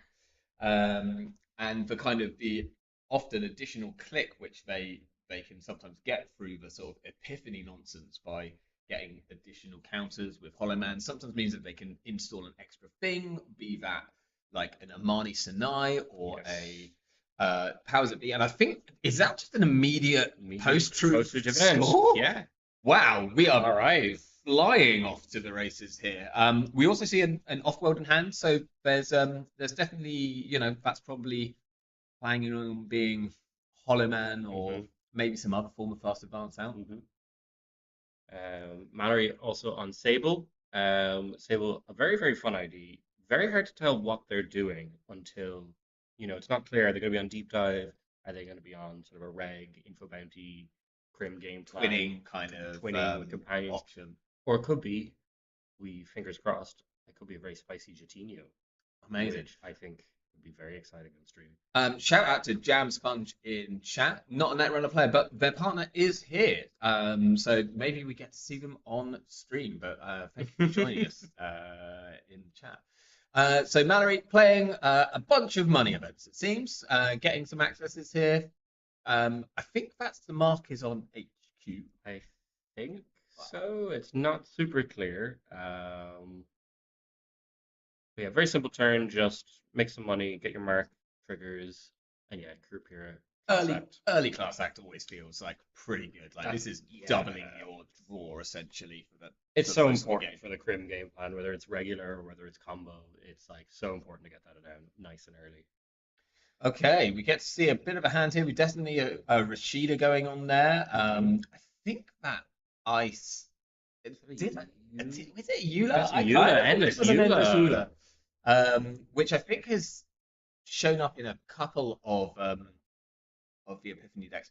We're attituding out some of the agendas. We did just draw into more agendas as well. Hey, so listen, the deck is telling me what it wants to do, so I guess Darren's gonna have to get scoring. Yeah, I mean, this is the slightly awkward thing with Epiphany is that Stoke the Embers is an amazing card until it ends up in HQ, and then it's the most awkward thing to deal with in the world. So you have to have ways of getting it back into either R&D or maybe even into archives, and then sort of spin it back, or restoring it or something along those lines. Yeah. Oh, it's Eden that's Jam Sponge's partner. Yeah, I love definitely. They're gonna smash it out. We'll see them in top card tomorrow for sure. Absolutely. So we see a couple of cards spammed out on the table here. Usual Epiphany game plan. You want to put stuff out which the runner wants to trash because then you get those very valuable Epiphany counters. Absolutely, yeah. It would be interesting to see. I'd love to see if this Epiphany deck is on wage workers, because obviously these asset decks love wage workers. But in my experience, wage workers is actually quite awkward with Epiphany because you'd want to it can be very hard to get maximum wage workers value outside of or in Epiphany, because you have this idea ability that you want to obviously maximize as much as possible. Very true. If you want a disgusting story, I heard that someone during the last round managed to get a wage workers click from trashing free resources with the basic action card. I love you, whoever you are. You are my favorite. I hope you do well. Yeah, that is achievement unlocked, I believe. Okay, we're checking these remotes. Rashida, I'm pretty sure that one's going down. Oh, it has to go. Definitely not letting Rashida live. Interesting that there wasn't that wasn't iced up, but I guess Yeah, I mean, maybe you want to save that ice for centrals. Like against Yes. Sable, you really want to shut down a lot of the kind of nonsense that Sable can do. absolutely. And, Kurapir is not a terrible breaker, but in the face of an Endless Eula, it gets very, very awkward very, very quickly. And it can definitely slow down their deep dive or even just their regular value game plan. Absolutely. Now we're going to have to distinguish what some of these cards are. I'm assuming that first one with the counters on it is a daily cast, I think this one's because yeah. and then probably an Earthrise, I right? think this is an Earthrise. I think I saw full credits leave when this hit the table. Yes, So, and those are the amounts of counters I would expect to be on both Earthrise Hotel and Daily Cast. Mallory makes a lot of its own alt arts, so I would imagine that these are Mallory specials. We're seeing the Gaslight pop for a restore here. what are you restoring back in? I think you're not restoring yet, but I think you want the restore for doing shenanigans with agendas, potentially also with Hollow Man, because restore installs. Oh, that's hard. Directly from the bin, which means that you bypass both the Hollow Man restriction of not installing from HQ and also the Stoke the Embers restriction of not installing from HQ. These Epiphany gamers are next level in their card choices. I have one of my friends from the Bristol Meta is here rocking Epiphany today, and I've played against his Epiphany many times, so I've got a bit of a knack for what's happening there. What's going on? Okay, we've got a mark rolled on R&D this turn. Do we poke at this point? Don't know. I feel like you're pretty safe, and yeah, With Mallory, a bravado, you will. with a bravado, you are very happy, especially with a corp on 5 credits. Yep. Not a lot that they can res that's properly annoying. I guess an F2P would be maybe the worst, but then they're on no credits, and I think Yeah. you're pretty happy with that as a criminal.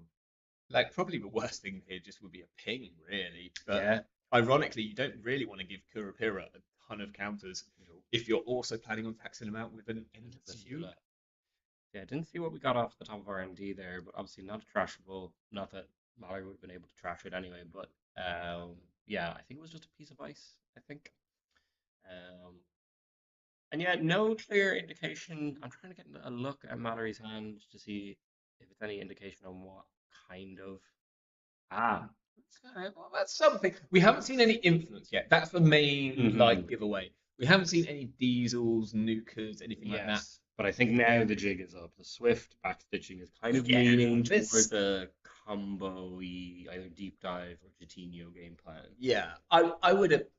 I mean, I would assume deep dive, but like hype if we see a Jatinho kill on stream, that would definitely tick off a couple of boxes. I know many people, shout out to Not Again, probably the most prolific Jatinho enjoyer, Absolutely. who would love to see a bit of Jatinho on stream. Okay, predictive. Good cards. We're taking cards here. Oh, very nice. Like Now that's a nice. predictive into the YDL is going to feel like pretty good money wise. And the spin 2 cleans up a kind of a clunky-ish looking hand. Yeah. So yeah, gonna get to bounce up to, I think, 3 or 4 million credits. I'm not quite certain. Interestingly here, very slight misplay. Should have played the YDL before installing the card. But actually, Yeah. losing out on a credit of value here, which is something. Could be just a little. It's still early days. Yep. It's only round 3. People are still reminding themselves, Yeah. this is Netrunner, this is a complicated game. YDL obviously is a money card which gets better the more cards you have in hand. So you always want to try and play it when you have as many in hand as possible. Yes. We've got Mark rolled on R&D. Quite a nice little mark dice out. I think it's just got a 1, 2, and a 3 on it. Very Nice and clear. Very simple. Yeah, I think Mallory, if it is on the deep dive or the Jatinho plan, I think you're happy just setting up here. The corp's not presenting any major threats Yep. at the minute, so Mallory very just happy to make money, set up for whatever their quest is going to be. Yeah. That is That's a Maldragon. And lucky charm. Lucky Charm. Well, Love it. we are very much in combo town here. This is combo central. I'm loving this. I'm a big fan of Lucky Charm. I was playing a Lucky Charm in Prognostic Arasana at a recent regionals. It did some real work. One time I just used it to get through a ping because I needed to, and that was enough. Sometimes you have to. Won me the game. Yeah, no, Lucky Charm. I've been a big fan of that card in various crim lists and in non-crim lists over the years as well. A classic in Tag Messiah, of course. Yeah. Okay, so here we see the spin rares. Probably playing the YDL after this, and then we might just be discarding cards to kind of shape the hand a little bit. Yeah, after that, I would assume. There is a. So yeah, we're seeing the YDL now. I think quite a few cards. There's 7. It's like 6 or 7. Yeah, it looks like 7 in hand. And I think I saw federal fundraising as well, which if you can get that to stick on the board, that is so helpful, especially in a deck where you're looking to kind of sculpt, obviously the top of R&D, very synergistic, but also just like find these pieces that you need to start scoring at these agendas. Absolutely. Now we're going to see what gets discarded here. I would be discarding an agenda myself, but it looks like. Oh, I guess there's another click. Okay, right. My bad. The spin started in play. Yeah. Absolutely. Leaving us with 5 in hand. I mean, if the one thing that is quite good, I guess, for awesome Darren right here is if Mallory is focused on deep dive. I look at the agendas already in HQ. Yeah. So this is not going to be the most valuable deep dive. Yeah. If Mallory isn't on something like a copulation or a legwork, then it could be a bit of a whiffy deep dive. We'll find out. And the agenda spread in these Epiphany sort of fast advanced decks is very awkward. It's a lot of 1-pointers. You've post-truth, Stoke is. I think all the others are 2-pointers. I don't think like 2-pointers. Yeah, generally, I think we've seen either you play all 2-pointers and maybe hope to try and get a 3-point bill. Yeah. Or you're playing like 2 post-truths and then the rest are 2-pointers, which seems to be this version. Nicking a Stoke the Embers off an HQ run, messing the Chesvo res, and then immediately bypassed with the backstitching. Mallory wanting to using its resources very aggressively. Yeah. Backstitching, in my experience, something you want to save for, say, your combo turn, but it looks like this is a combo. It looks like it could be a combo turn. We're about to see is it a fancy knife or is it? Yeah, I'm not gonna get through here, I don't think, because Maldragon can bypass a piece of ice that is 3 strength or less. Oh, we are getting through here. I love this. Wow, this is aggressive. This is gaming. We are gaming. Serious stuff. That looks a bit like a wraparound to me, which is not a good card right now in terms of keeping them out. And we have a second agenda. I think here, if we run archives, I mean, then Mallory is going to really hope that they're on deep dive and not Jatinho, because we do see the deep dive. Okay. This could just be it. This could be it. Is this game? There's a spare click, so this could very easily be game. We're gonna potentially take 2 here. We see ping. There's a 2-pointer. No way. Surely not. 1, 2, 3, 4, 5, 6. 2 more. And that's game. That is fast. I don't even know how long that game lasted. I think less than 15 minutes. Yeah. Maybe less than 4 or 5 turns. Oh, wow. Absolute aggressive play, knowing that they had everything they needed to get in, or could could push for it. Like, assuming that actually on the credit total that Awesome Darren had, like, there's probably no ice that Bacon Res that's going to stop Yeah, them there. I Like, think- ping and wrap around, but we have a Kurapira out. Yeah, I think the Oh, main. we see an Oiler, but couldn't afford to rescue Where's the with it. Oiler? Yeah, I think it's a shame because I think that Oiler probably would have stopped the. But of course, there's the Mallet Dragon would have gotten through the The Eula. Mal Dragon would have got the Oiler for one counter, one single power counter, which is kind of nutty. Absurd. That if we were seeing more Euler in the meta, then maybe that would be a really good reason to be seeing more of this card. Well, I mean, a quick game's a good game, apparently. You know, Those players are going to get a nice sort of 30-ish Yeah. minute break. got a nice little bit of time off.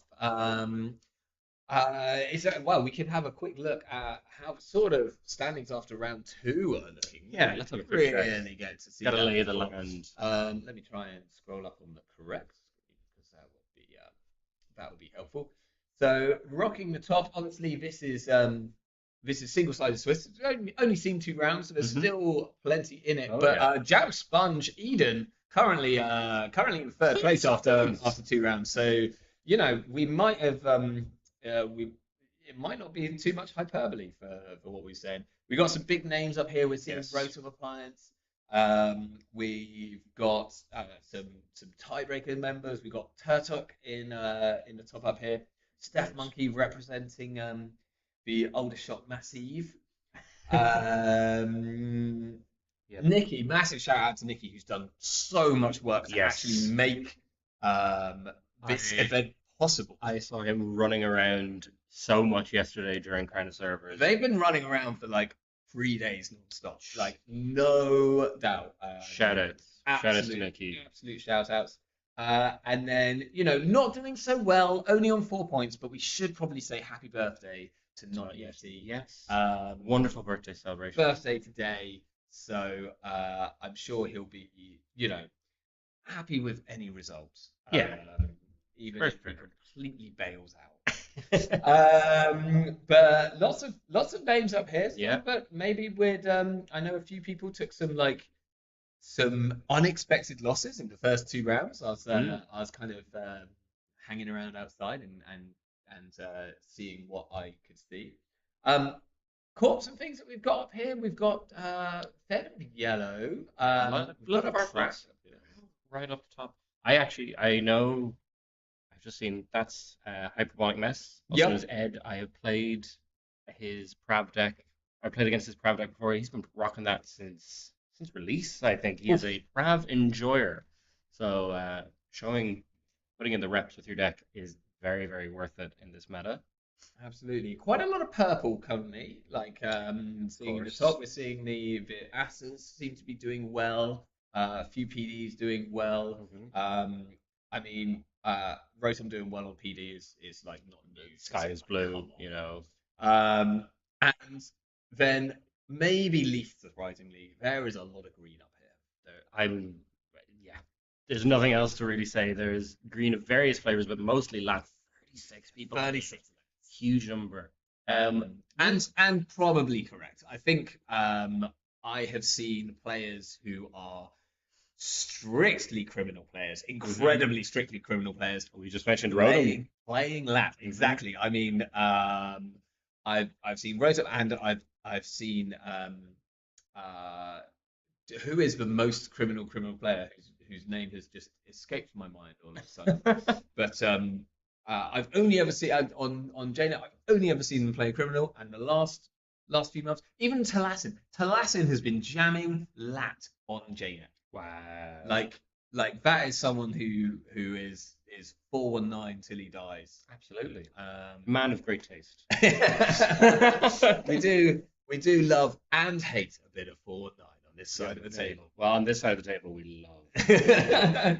I'll tell you what I have been enjoying recently is playing the crew in 419. Spicy. Kind of disgusting. Like you've got Hermes to bounce the ice back, they put it back, or you just destroy it, and then Oh. turns out the crew and Turtle are actually actually pretty good. I hear there's some synergy there. There Yeah. is some synergy going on, and it's been pretty fun. Okay, we are gonna take I'd love to say a short break, but probably closer to a half-hour break. Yeah. I think we're expecting the next round to start at about it'll be about 20 to 2, about half an yeah, hour. yeah. So about 20 to the hour. Yes. And we will see you back there for more Netrunner action.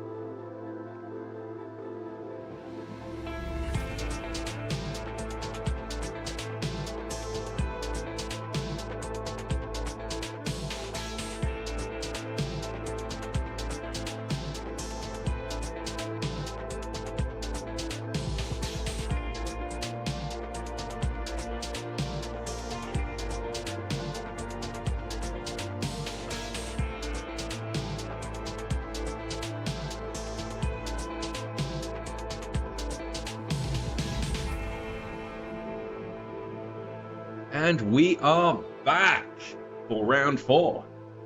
Round 4? It is round 4. I think so, yeah. Yeah, round 4. And with you commentating in today, we have myself, Vix, Extract, and we have Axu. Yeah, joining up for commentary on from all the judging I have been doing and looking up like Bravlivast, not Yep. everybody's favorite identity. Yep, we've got Pravdivos, which has, I think it's safe to say, a mixed reputation, Yes. along with Zaya, Zara, of course, being the gateway ID Yeah. for criminal factions. They're well known throughout, and it is Ed and Evie playing each other today, and we just had the announcement that the round will be starting shortly, so should be good to go. So normally Pravdivos, as we said, bit of a mixed reputation. Occasionally not having, and I think Jonas also having a bit of that, mixed feelings about Pravdivos. But I know Ed personally.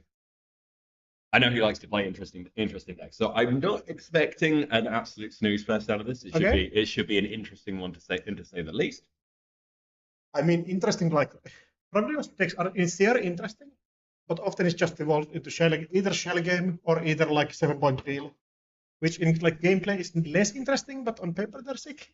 Well, but I'll hope that it's something different that we get to see. At least on criminal runner side, it's going to probably be quite similar to like the rest of the side decks we have seen. well, we'll see. I mean, so it could be. I don't know what these decks are. It could be a tag me as I. Oh, that would be hype. They still exist because what's the tag resource? Let's see. Counter surveillance. Counter surveillance. Thank you. That will be the that could potentially still be here. In which case, logjam being 10 strength doesn't matter if you need to get through it once. Yeah, once Or just still 15 life. Yeah. So we shall see. Oh, double ice. So I'm not going for a shell game victory. No, not going for the shell game victory off the bat. So I think every single central server. triple ice. Okay, I mean denying the runner all that run based econ, which is especially important for Crim. Yeah, 100%. Obviously a very good move. I think only problem that you might run into is like if you get bravadoed on HQ, you rest the ice, you go down to 2 or 3 credits. You really cannot protect any of the rest of the servers, so you kind of need the credits at some point. Oh, double gamble. We're starting off well. I'm turning off the heater behind us. So Double gamble into class act. Yeah, great start. Okay, good start. Yeah, Good start. Draw and fundamentally econ start. Yeah, just money and draw. Not really. Well, given the runner is no doubt using a lot of run-based decon, there's not a lot else they can do right this second. You don't want to just start poking, because even if you do get in, you are just triggering Proud Divorce, and now we have a new remote with ice out, so plenty of Proud Divorce targets. The chat's already highlighted that logjam is absolutely a thing that can be that Proud might decide to import, but yeah, that hype 28 strength logjam showing up.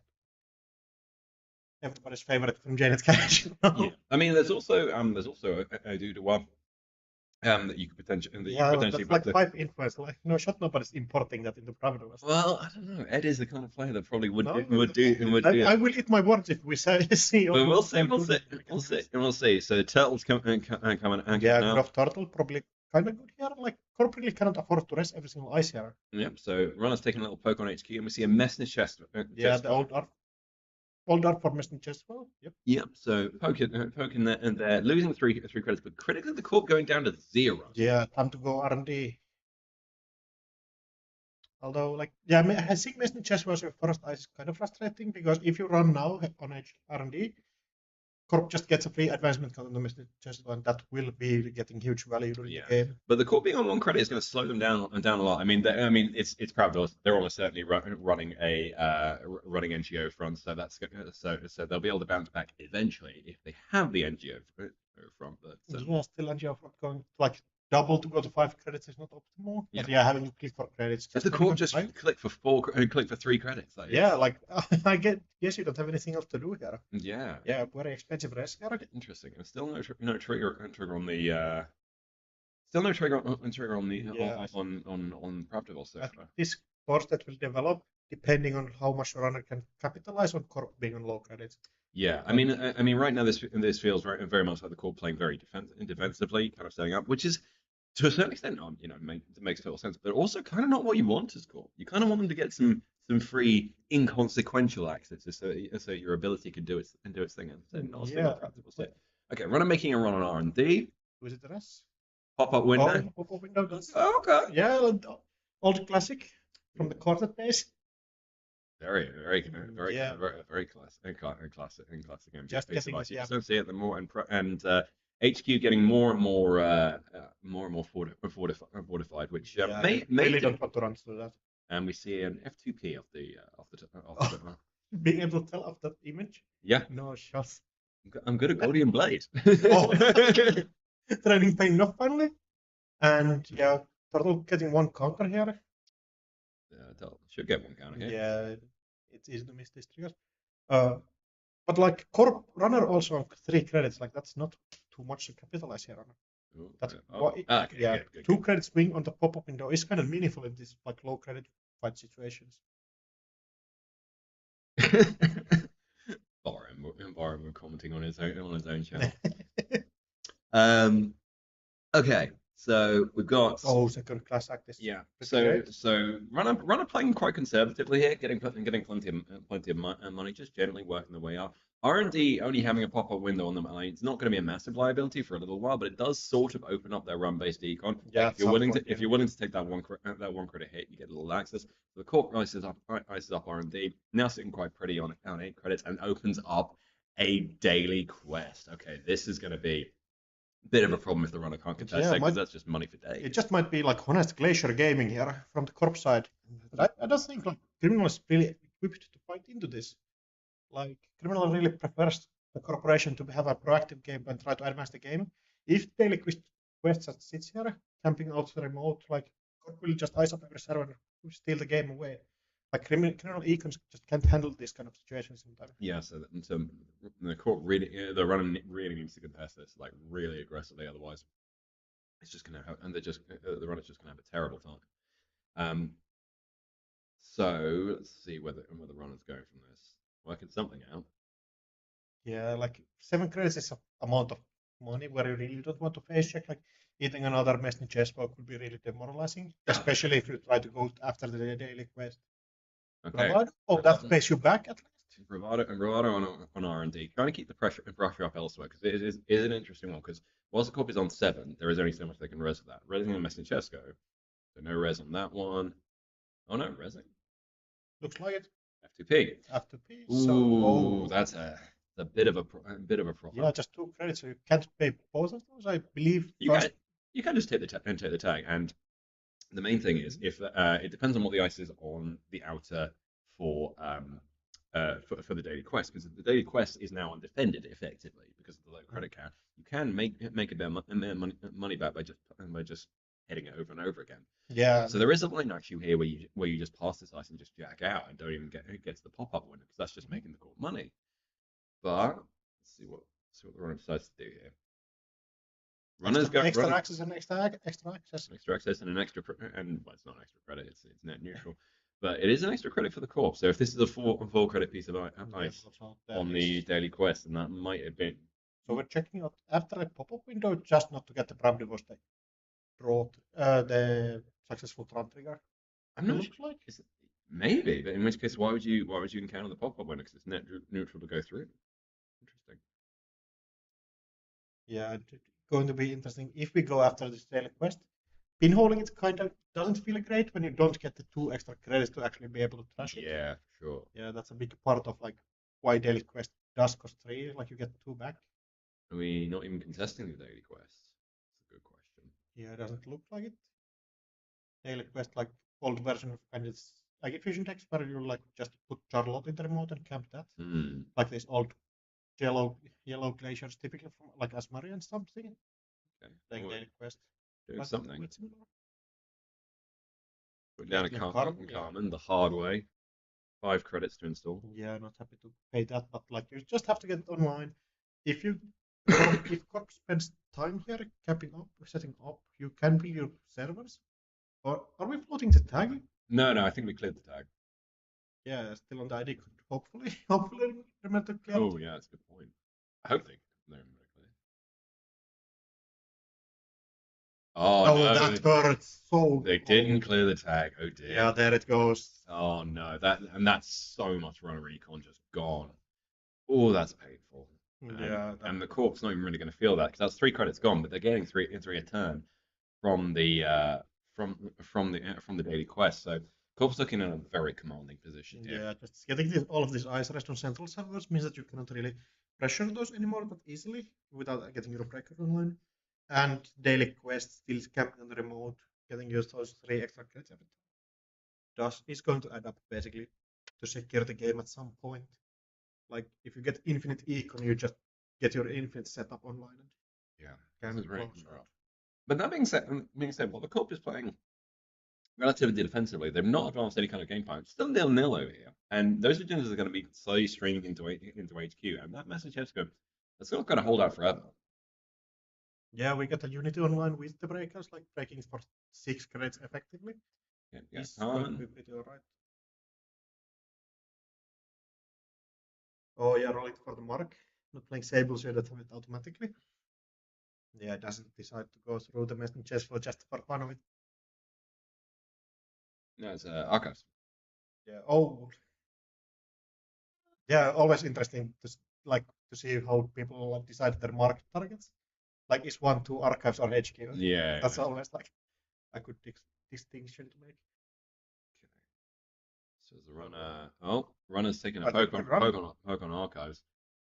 Another F2P. But I don't know if this is actually that bad. Yeah, like because you pay the 4 and you go through it. yeah, like You get your turtle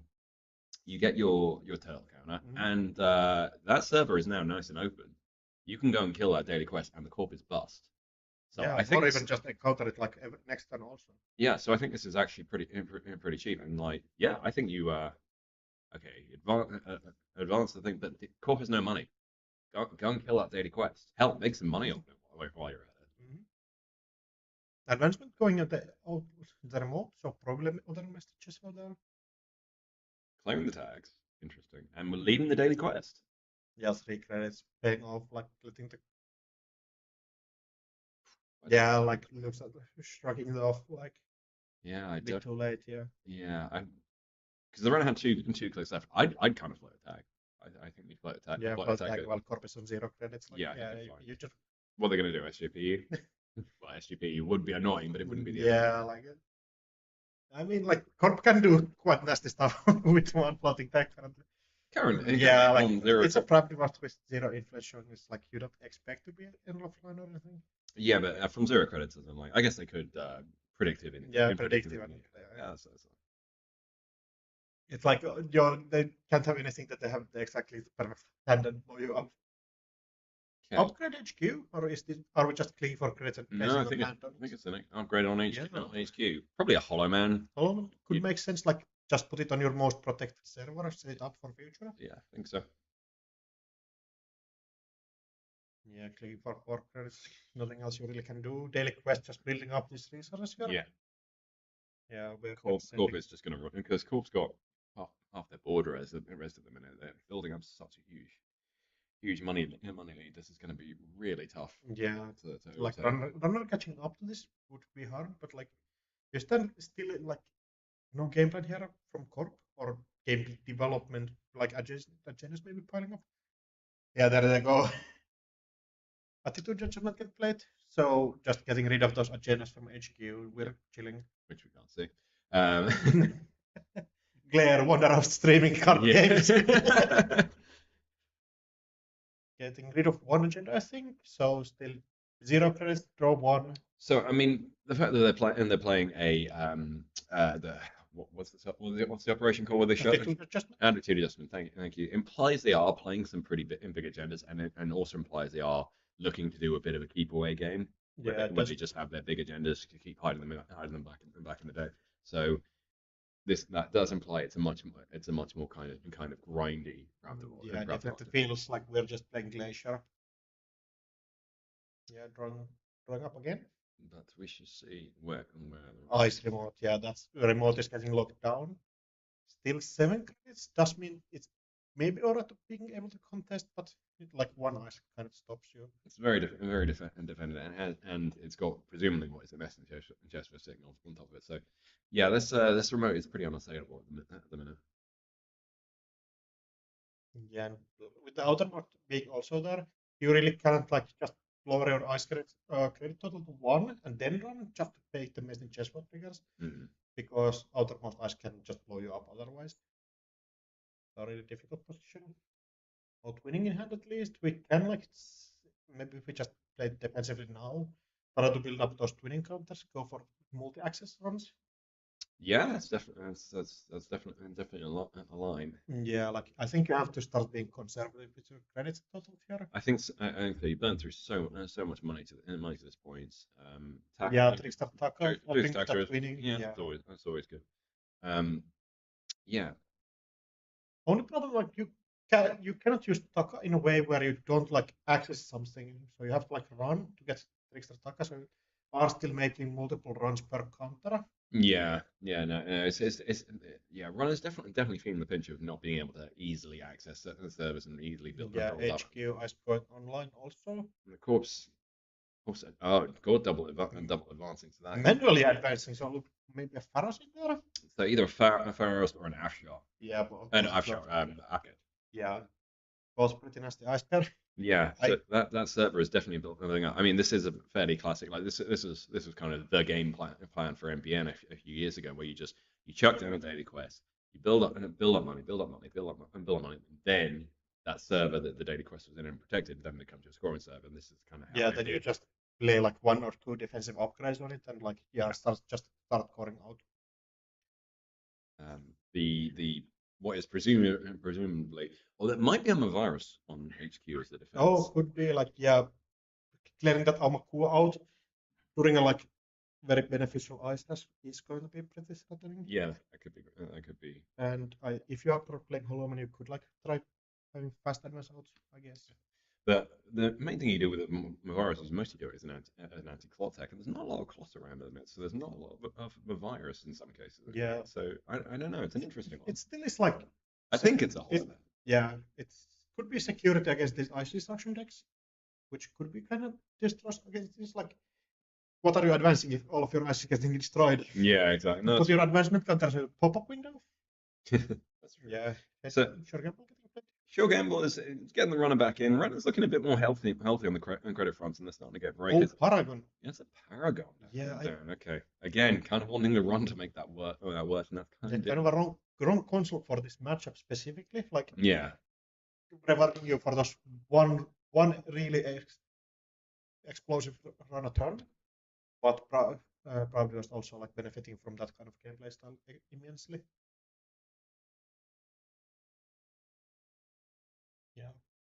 Yeah. That seemed like we were installing upgrade there. What that looked like? No upgrade going on, defending. Yeah, we got an upgrade. Yeah, server looking pretty secure.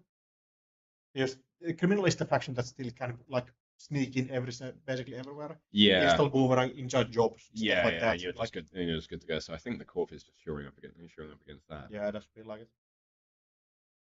Yeah, not pushing anything else, but yeah, just building out credit total to currently on healthy 12 credits and the runner 6. And Paragon coming down, but like which server can you run? You can't. Yeah, like can't. R&D is still -3 to run, basically, for single access, not optimal. Yeah, I mean, so this like FTP is annoying. It is annoying, but it's pretty porous. You can get through it for 4. You don't want to keep doing that, but you can if you have to. But the runner does need to start doing something, otherwise the Corp is gonna run away with this. Yeah, sadly, Carmen breaking free to play like exactly on the same credit total as the ice itself. So Mitte pointing out that the inner one might be logjam. That's very possible. In which case the win is absolutely on centrals. Yeah. So putting down a twinning, and we're going into R&D with the breaking for 4 and just paying the 1 for the pop-up window, I would assume. Yep. getting a twin counter. So Zaya is still paying out pretty well from this run. Yeah, I see you are making some back. So it's not the end of the world, and you don't need to worry about being too low on creds and accessing a Bologna because Bologna's been banned. So yeah, I mean this is going to be an interesting one. So Zaya, Yeah, looks like Avaku getting Paragon away. You don't need the really a second. Don't need a second one. Depending on where this advancement goes, kind of Okay, we're seeing 2 cards of R&D here. advancement going on outerwards. So I believe that probably is going to be the Paras in there. Yeah, I think you In might. almost like otherwise you just Sees advance. one. Oh, still send a message like sniping Sending it. message. Yeah. That's good. That's really good. Okay, Corp is thinking about resing Tree Line, I believe. Yeah, tree line outermost. Yeah. 5 strength ice still pretty Very, solid. very painful. Very painful. That's one. Second one. Yeah, goes looks back. like an ice. No, you don't get a tail counter.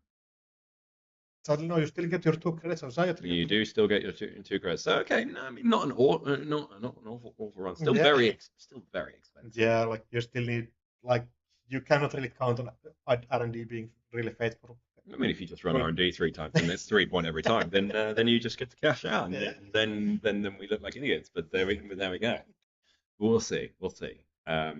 So that has definitely helped a lot. Like the run These points means that you can actually like you can play this game where you like try to find single of R&D and HQ. You don't really need like necessarily need to contest remote maybe at this point, because like I think your game is just over if you're going for the remote at this point. Yeah, no, that remote is for all intents and purposes locked out. Yeah, like installing a group, you're not trying to break the first one for like 16 credits and then Faras for 300 or something like that.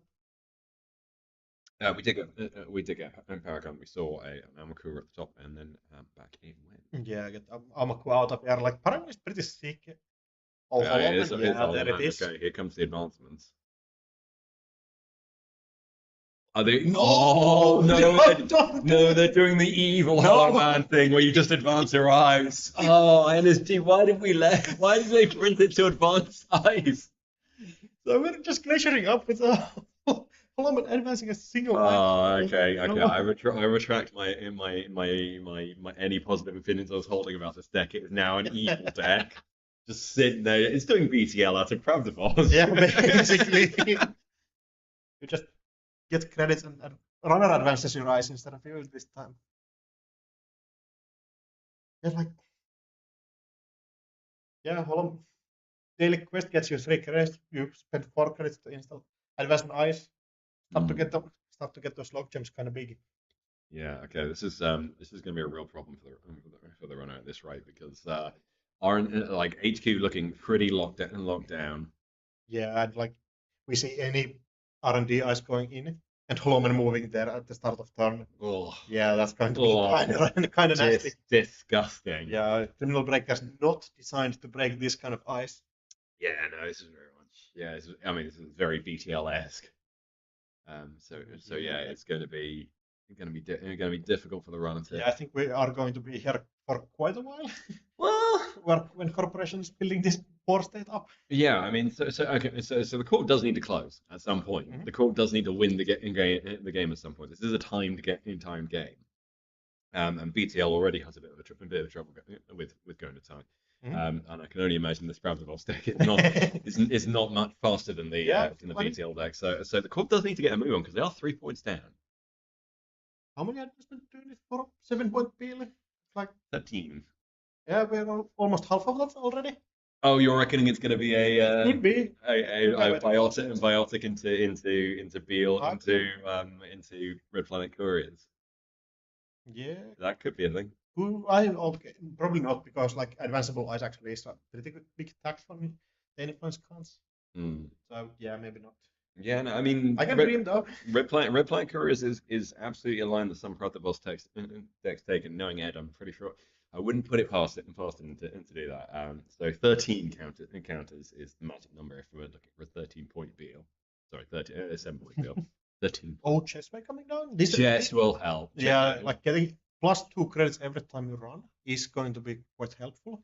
3 line getting rest, 1 other 4 strength eyes, and like Krupira is so weak into this where you actually have to break big eyes. You really hope like like in Fusion, you have Tattoo Bolas or something to break. Hmm. Like PD, you probably like break Hagens and stuff. But here, which small ice do we have to like get our counters from? Good question. Yeah, tree line. And I think we're going to see this Holloman hop over on R&D and building that sort of up. Oh, if it does, then the runner is in just a really rough position because there's just Yeah. no way, because they've got no way of getting rid of getting rid of tree lines once it's been advanced. Yeah, I maybe- doubt they're maybe- running Hush. I doubt they have a sneaky way of destroying it. They might be running Reprise or Reprise. That's a way of dealing with Oh, it. there it goes. Oh. Over taking the Oh, car. that's disgusting. Yeah, quick Uber ride on the R&D and start jamming that log jam up.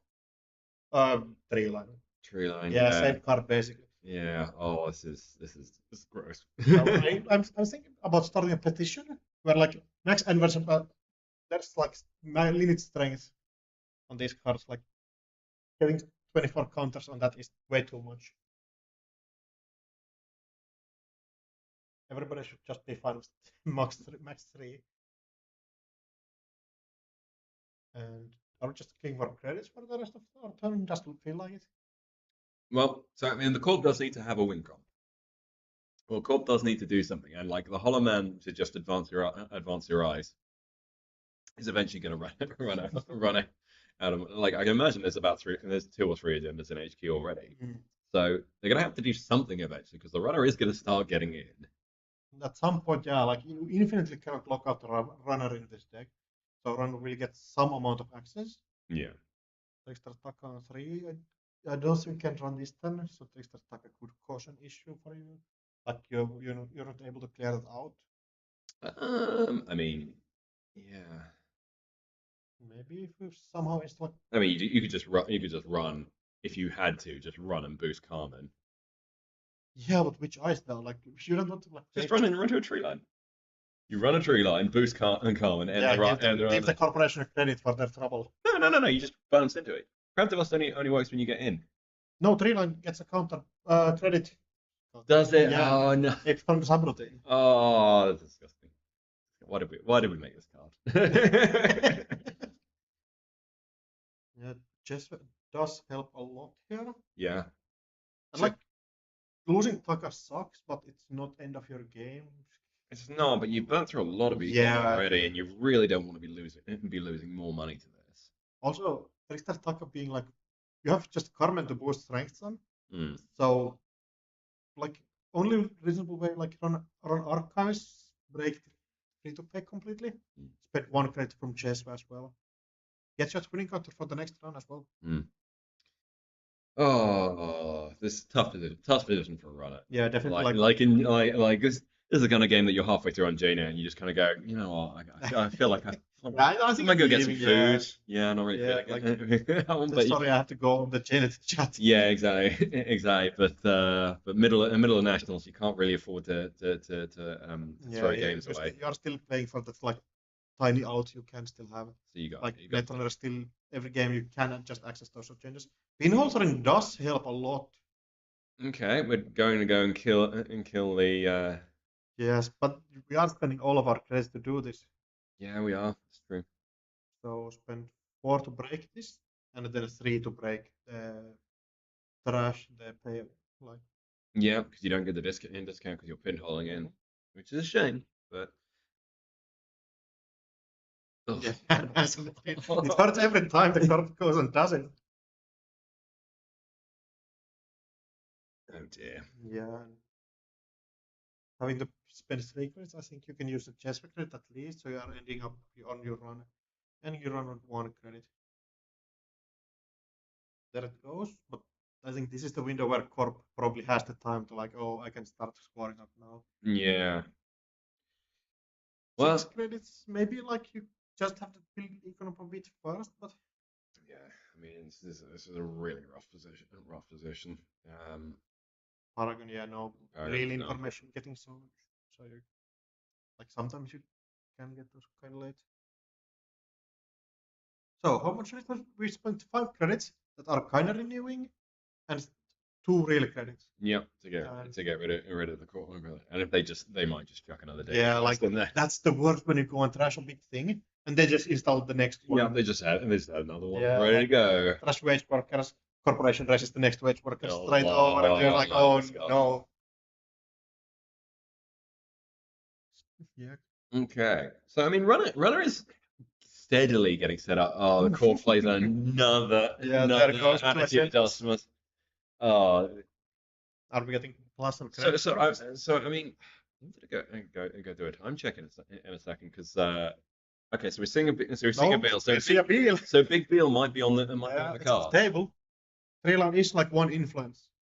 3 lines only 1 influence? Yeah. Oh, okay. In which case, yeah, the RPC combo could absolutely be there. So this is good. So yeah, I mean, right now the corp is not presenting any kind of "I'm going to score out if you don't stop me" threat. Yeah, basically. Although with a tree line that advanced and presumably a logjam behind it, there is a real chance that the corp could just be like, "Yeah, I'm just going to start. I'm just going to start scoring the hard way." You can just start investing the Beal. Get that manually. Well, okay, let's see. So 13 advance needed for a 7-point deal, right? So that is 4 turns and a spare Yeah, I mean, a spare click of nothing but I advance. think the runner probably will take like 14 turns to get enough econ to break that wall. There is a play though, like so if the corpse starts advancing, advance,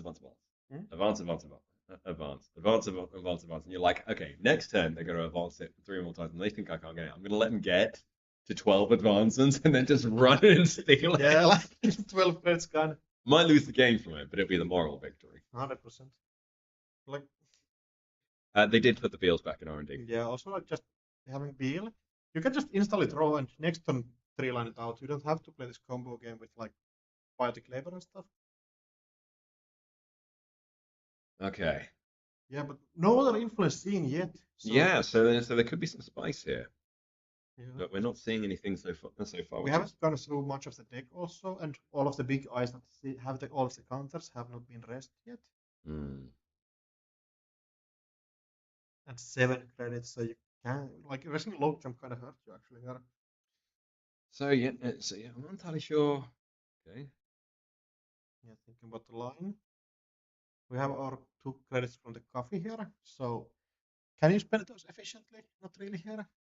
There's not really anywhere to spend it. Yeah, like you don't have your breakers even. Like you really just can't go anywhere.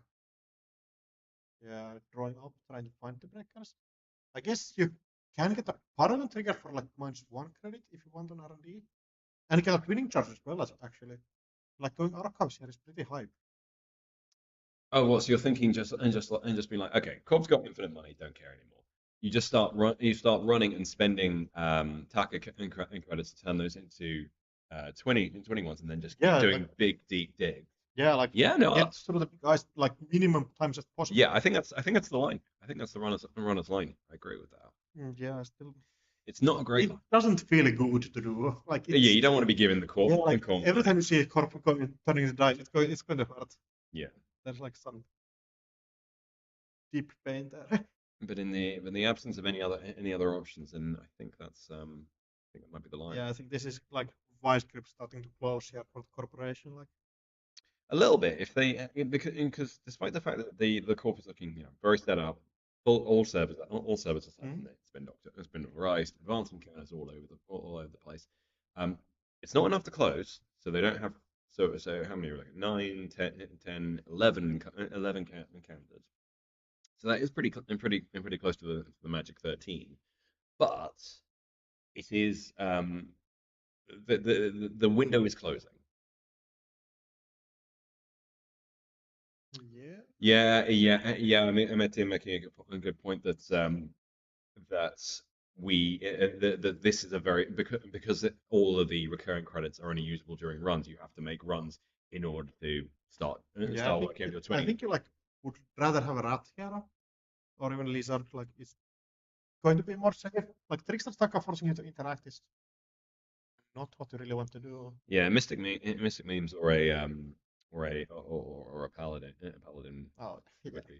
Paladin is not a rat. It's a rat. It's not a rat. No, it's It's fish, rat, lizard, and weird dog. Weird dog. As you said. Which one's the weird dog? This one. A weird dog. No, the Tucker is a cute fox. You can believe Weird dog. Oh, copulation. That's something. Not copulation. The shibboleth. Yeah. Looks like Shibboleth. I mean, Shibboleth's still good because Shibboleth's one of the rare threat 4 cards. Threat 3 cards. Yeah. Also a rare card that gets worse after the threats get scored. It's so good early, and like you just get this one off feeling. It's like, haha, everything breaks. Everything breaks for cheap, and then you start winning. You're like, now I can't get it anywhere. Yeah, this sucks. And got arrested chess after it. Yeah. And look at it like, this is 7 credits. Oh, that's so painful. Okay. I think the Corp is conscious of the fact that they need to start moving, otherwise they are not going to make it. Although if that's another daily cast, then you are sad times. Has the Corp installed 2 other remotes? They're just going to install. No, we're multi-remoting. They are multi-remoting. This could be just free turtle counters here. Probably can use those. Yeah, typically like the breaker suite I would expect is something like Kurupira, Carmen or Eklund and Unity. So a big difference here. I think this is not the worst thing in this matchup specifically. Okay, Maison Chest was going to cost you 9 credits with the counter after, so it will add up at some point. These remotes are really puzzling. What, the 2 random new guys that are just sitting out? Like, okay, so I mean, either these are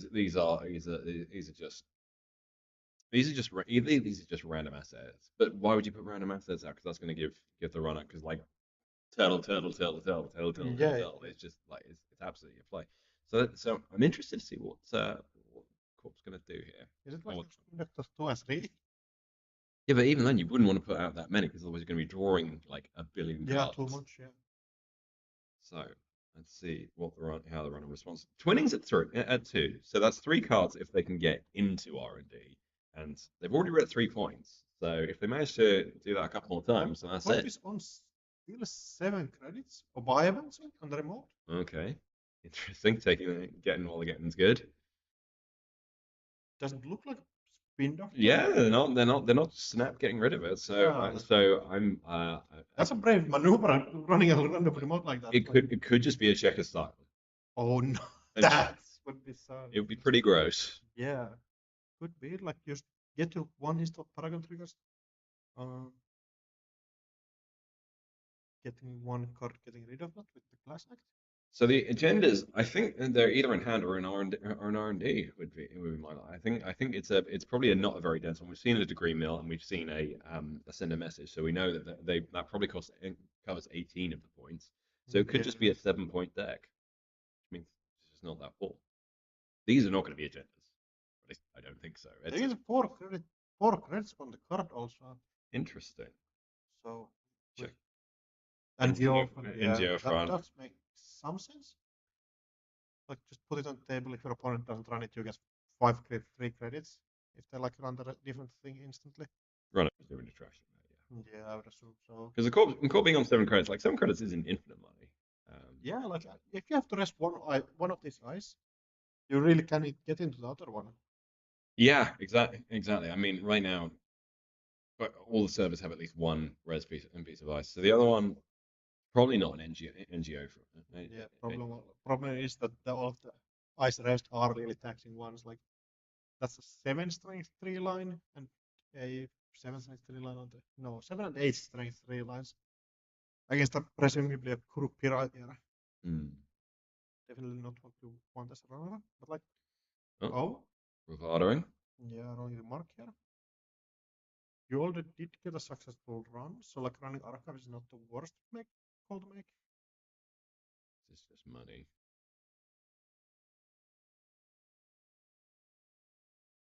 Yeah, just taking the credits, not going for the run. That makes sense. We have easy mark at home. Yeah, interesting like run event that doesn't force you to run. You think the other one? I don't think the SU showed us 2 bills. I think it was a bill and a green mill. Yeah, I think so. Rashid also just getting sneaked, trying to get sneaked out here. Yeah, that's interesting. I am wondering if that means the corpse hand is out or is. How many countries is it? Oh, God. The big wheel. Can hear the counting behind us. Yeah, there it is. Just like, yeah, instantly, like, runner is not getting in here. Like, oh, yeah. Yo, swipe up 100 messages received in this chat today.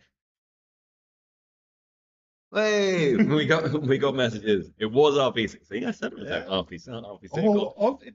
Just Arcade on the remotes. Yeah, I'll get on the remote. So I think there was a line where the runner takes down the daily quest, which I think maybe buys them time to start building up a bit more of a remote.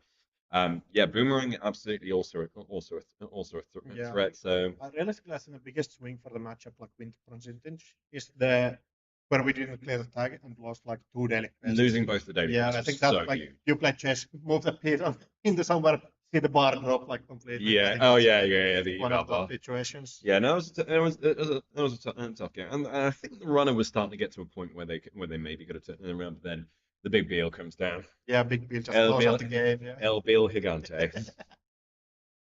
Because you got the Beal, Mhm. which is 2 points. Then you got the big Beal, which is 3 points. Then you got the Grand Beal, which is 4 points. Then you got a couple more, which names I can't remember. And then you got El Beal Gigante, which is a 7-point Beal. Yeah, there's a couple of them in the middle. But... Yeah. But yeah. So RP's obviously closing the game and proving that FFG cards can still hold their own. Well, what did we learn today aside from the fact that Probably Lost is Probably continuing? was this either a shell game or 7-point Bill? I called it in the first You place. did call it. You did call it. I can't really argue with that. But yeah, I don't think we really learned anything else from that. We learned that I should have maximum agenda, like ice advancement points. Yeah, no, I'm agree with that. Tree line, log jam, all these cards. We rented them for BTL, but turns out other factions can have fun with them too, because we've even seen it in Ag Infusion as well. Ag Infusion 24 counter log jam kind of hype. Oh, Maybe we see something on the stream today. I'm sure. Well, we shall see. Well, that's round 4. It is now a lunch break, and that means our round 5 will be resuming at 3 o'clock. So we shall see you all then. Yeah. This one. Swap over to this one. Thank you very much.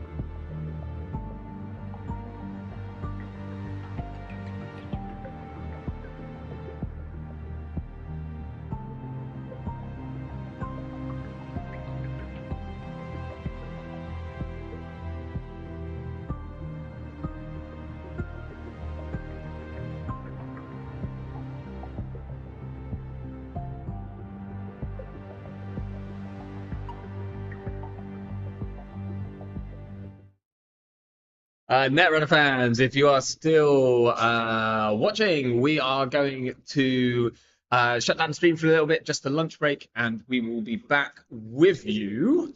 I believe that round 5 should start at about 25 past 3 UK time, maybe a little bit earlier. So yeah, maybe about 20 past 3, something along those lines. Come back for more of our hot, sticky Netrunner action. We'll see you later.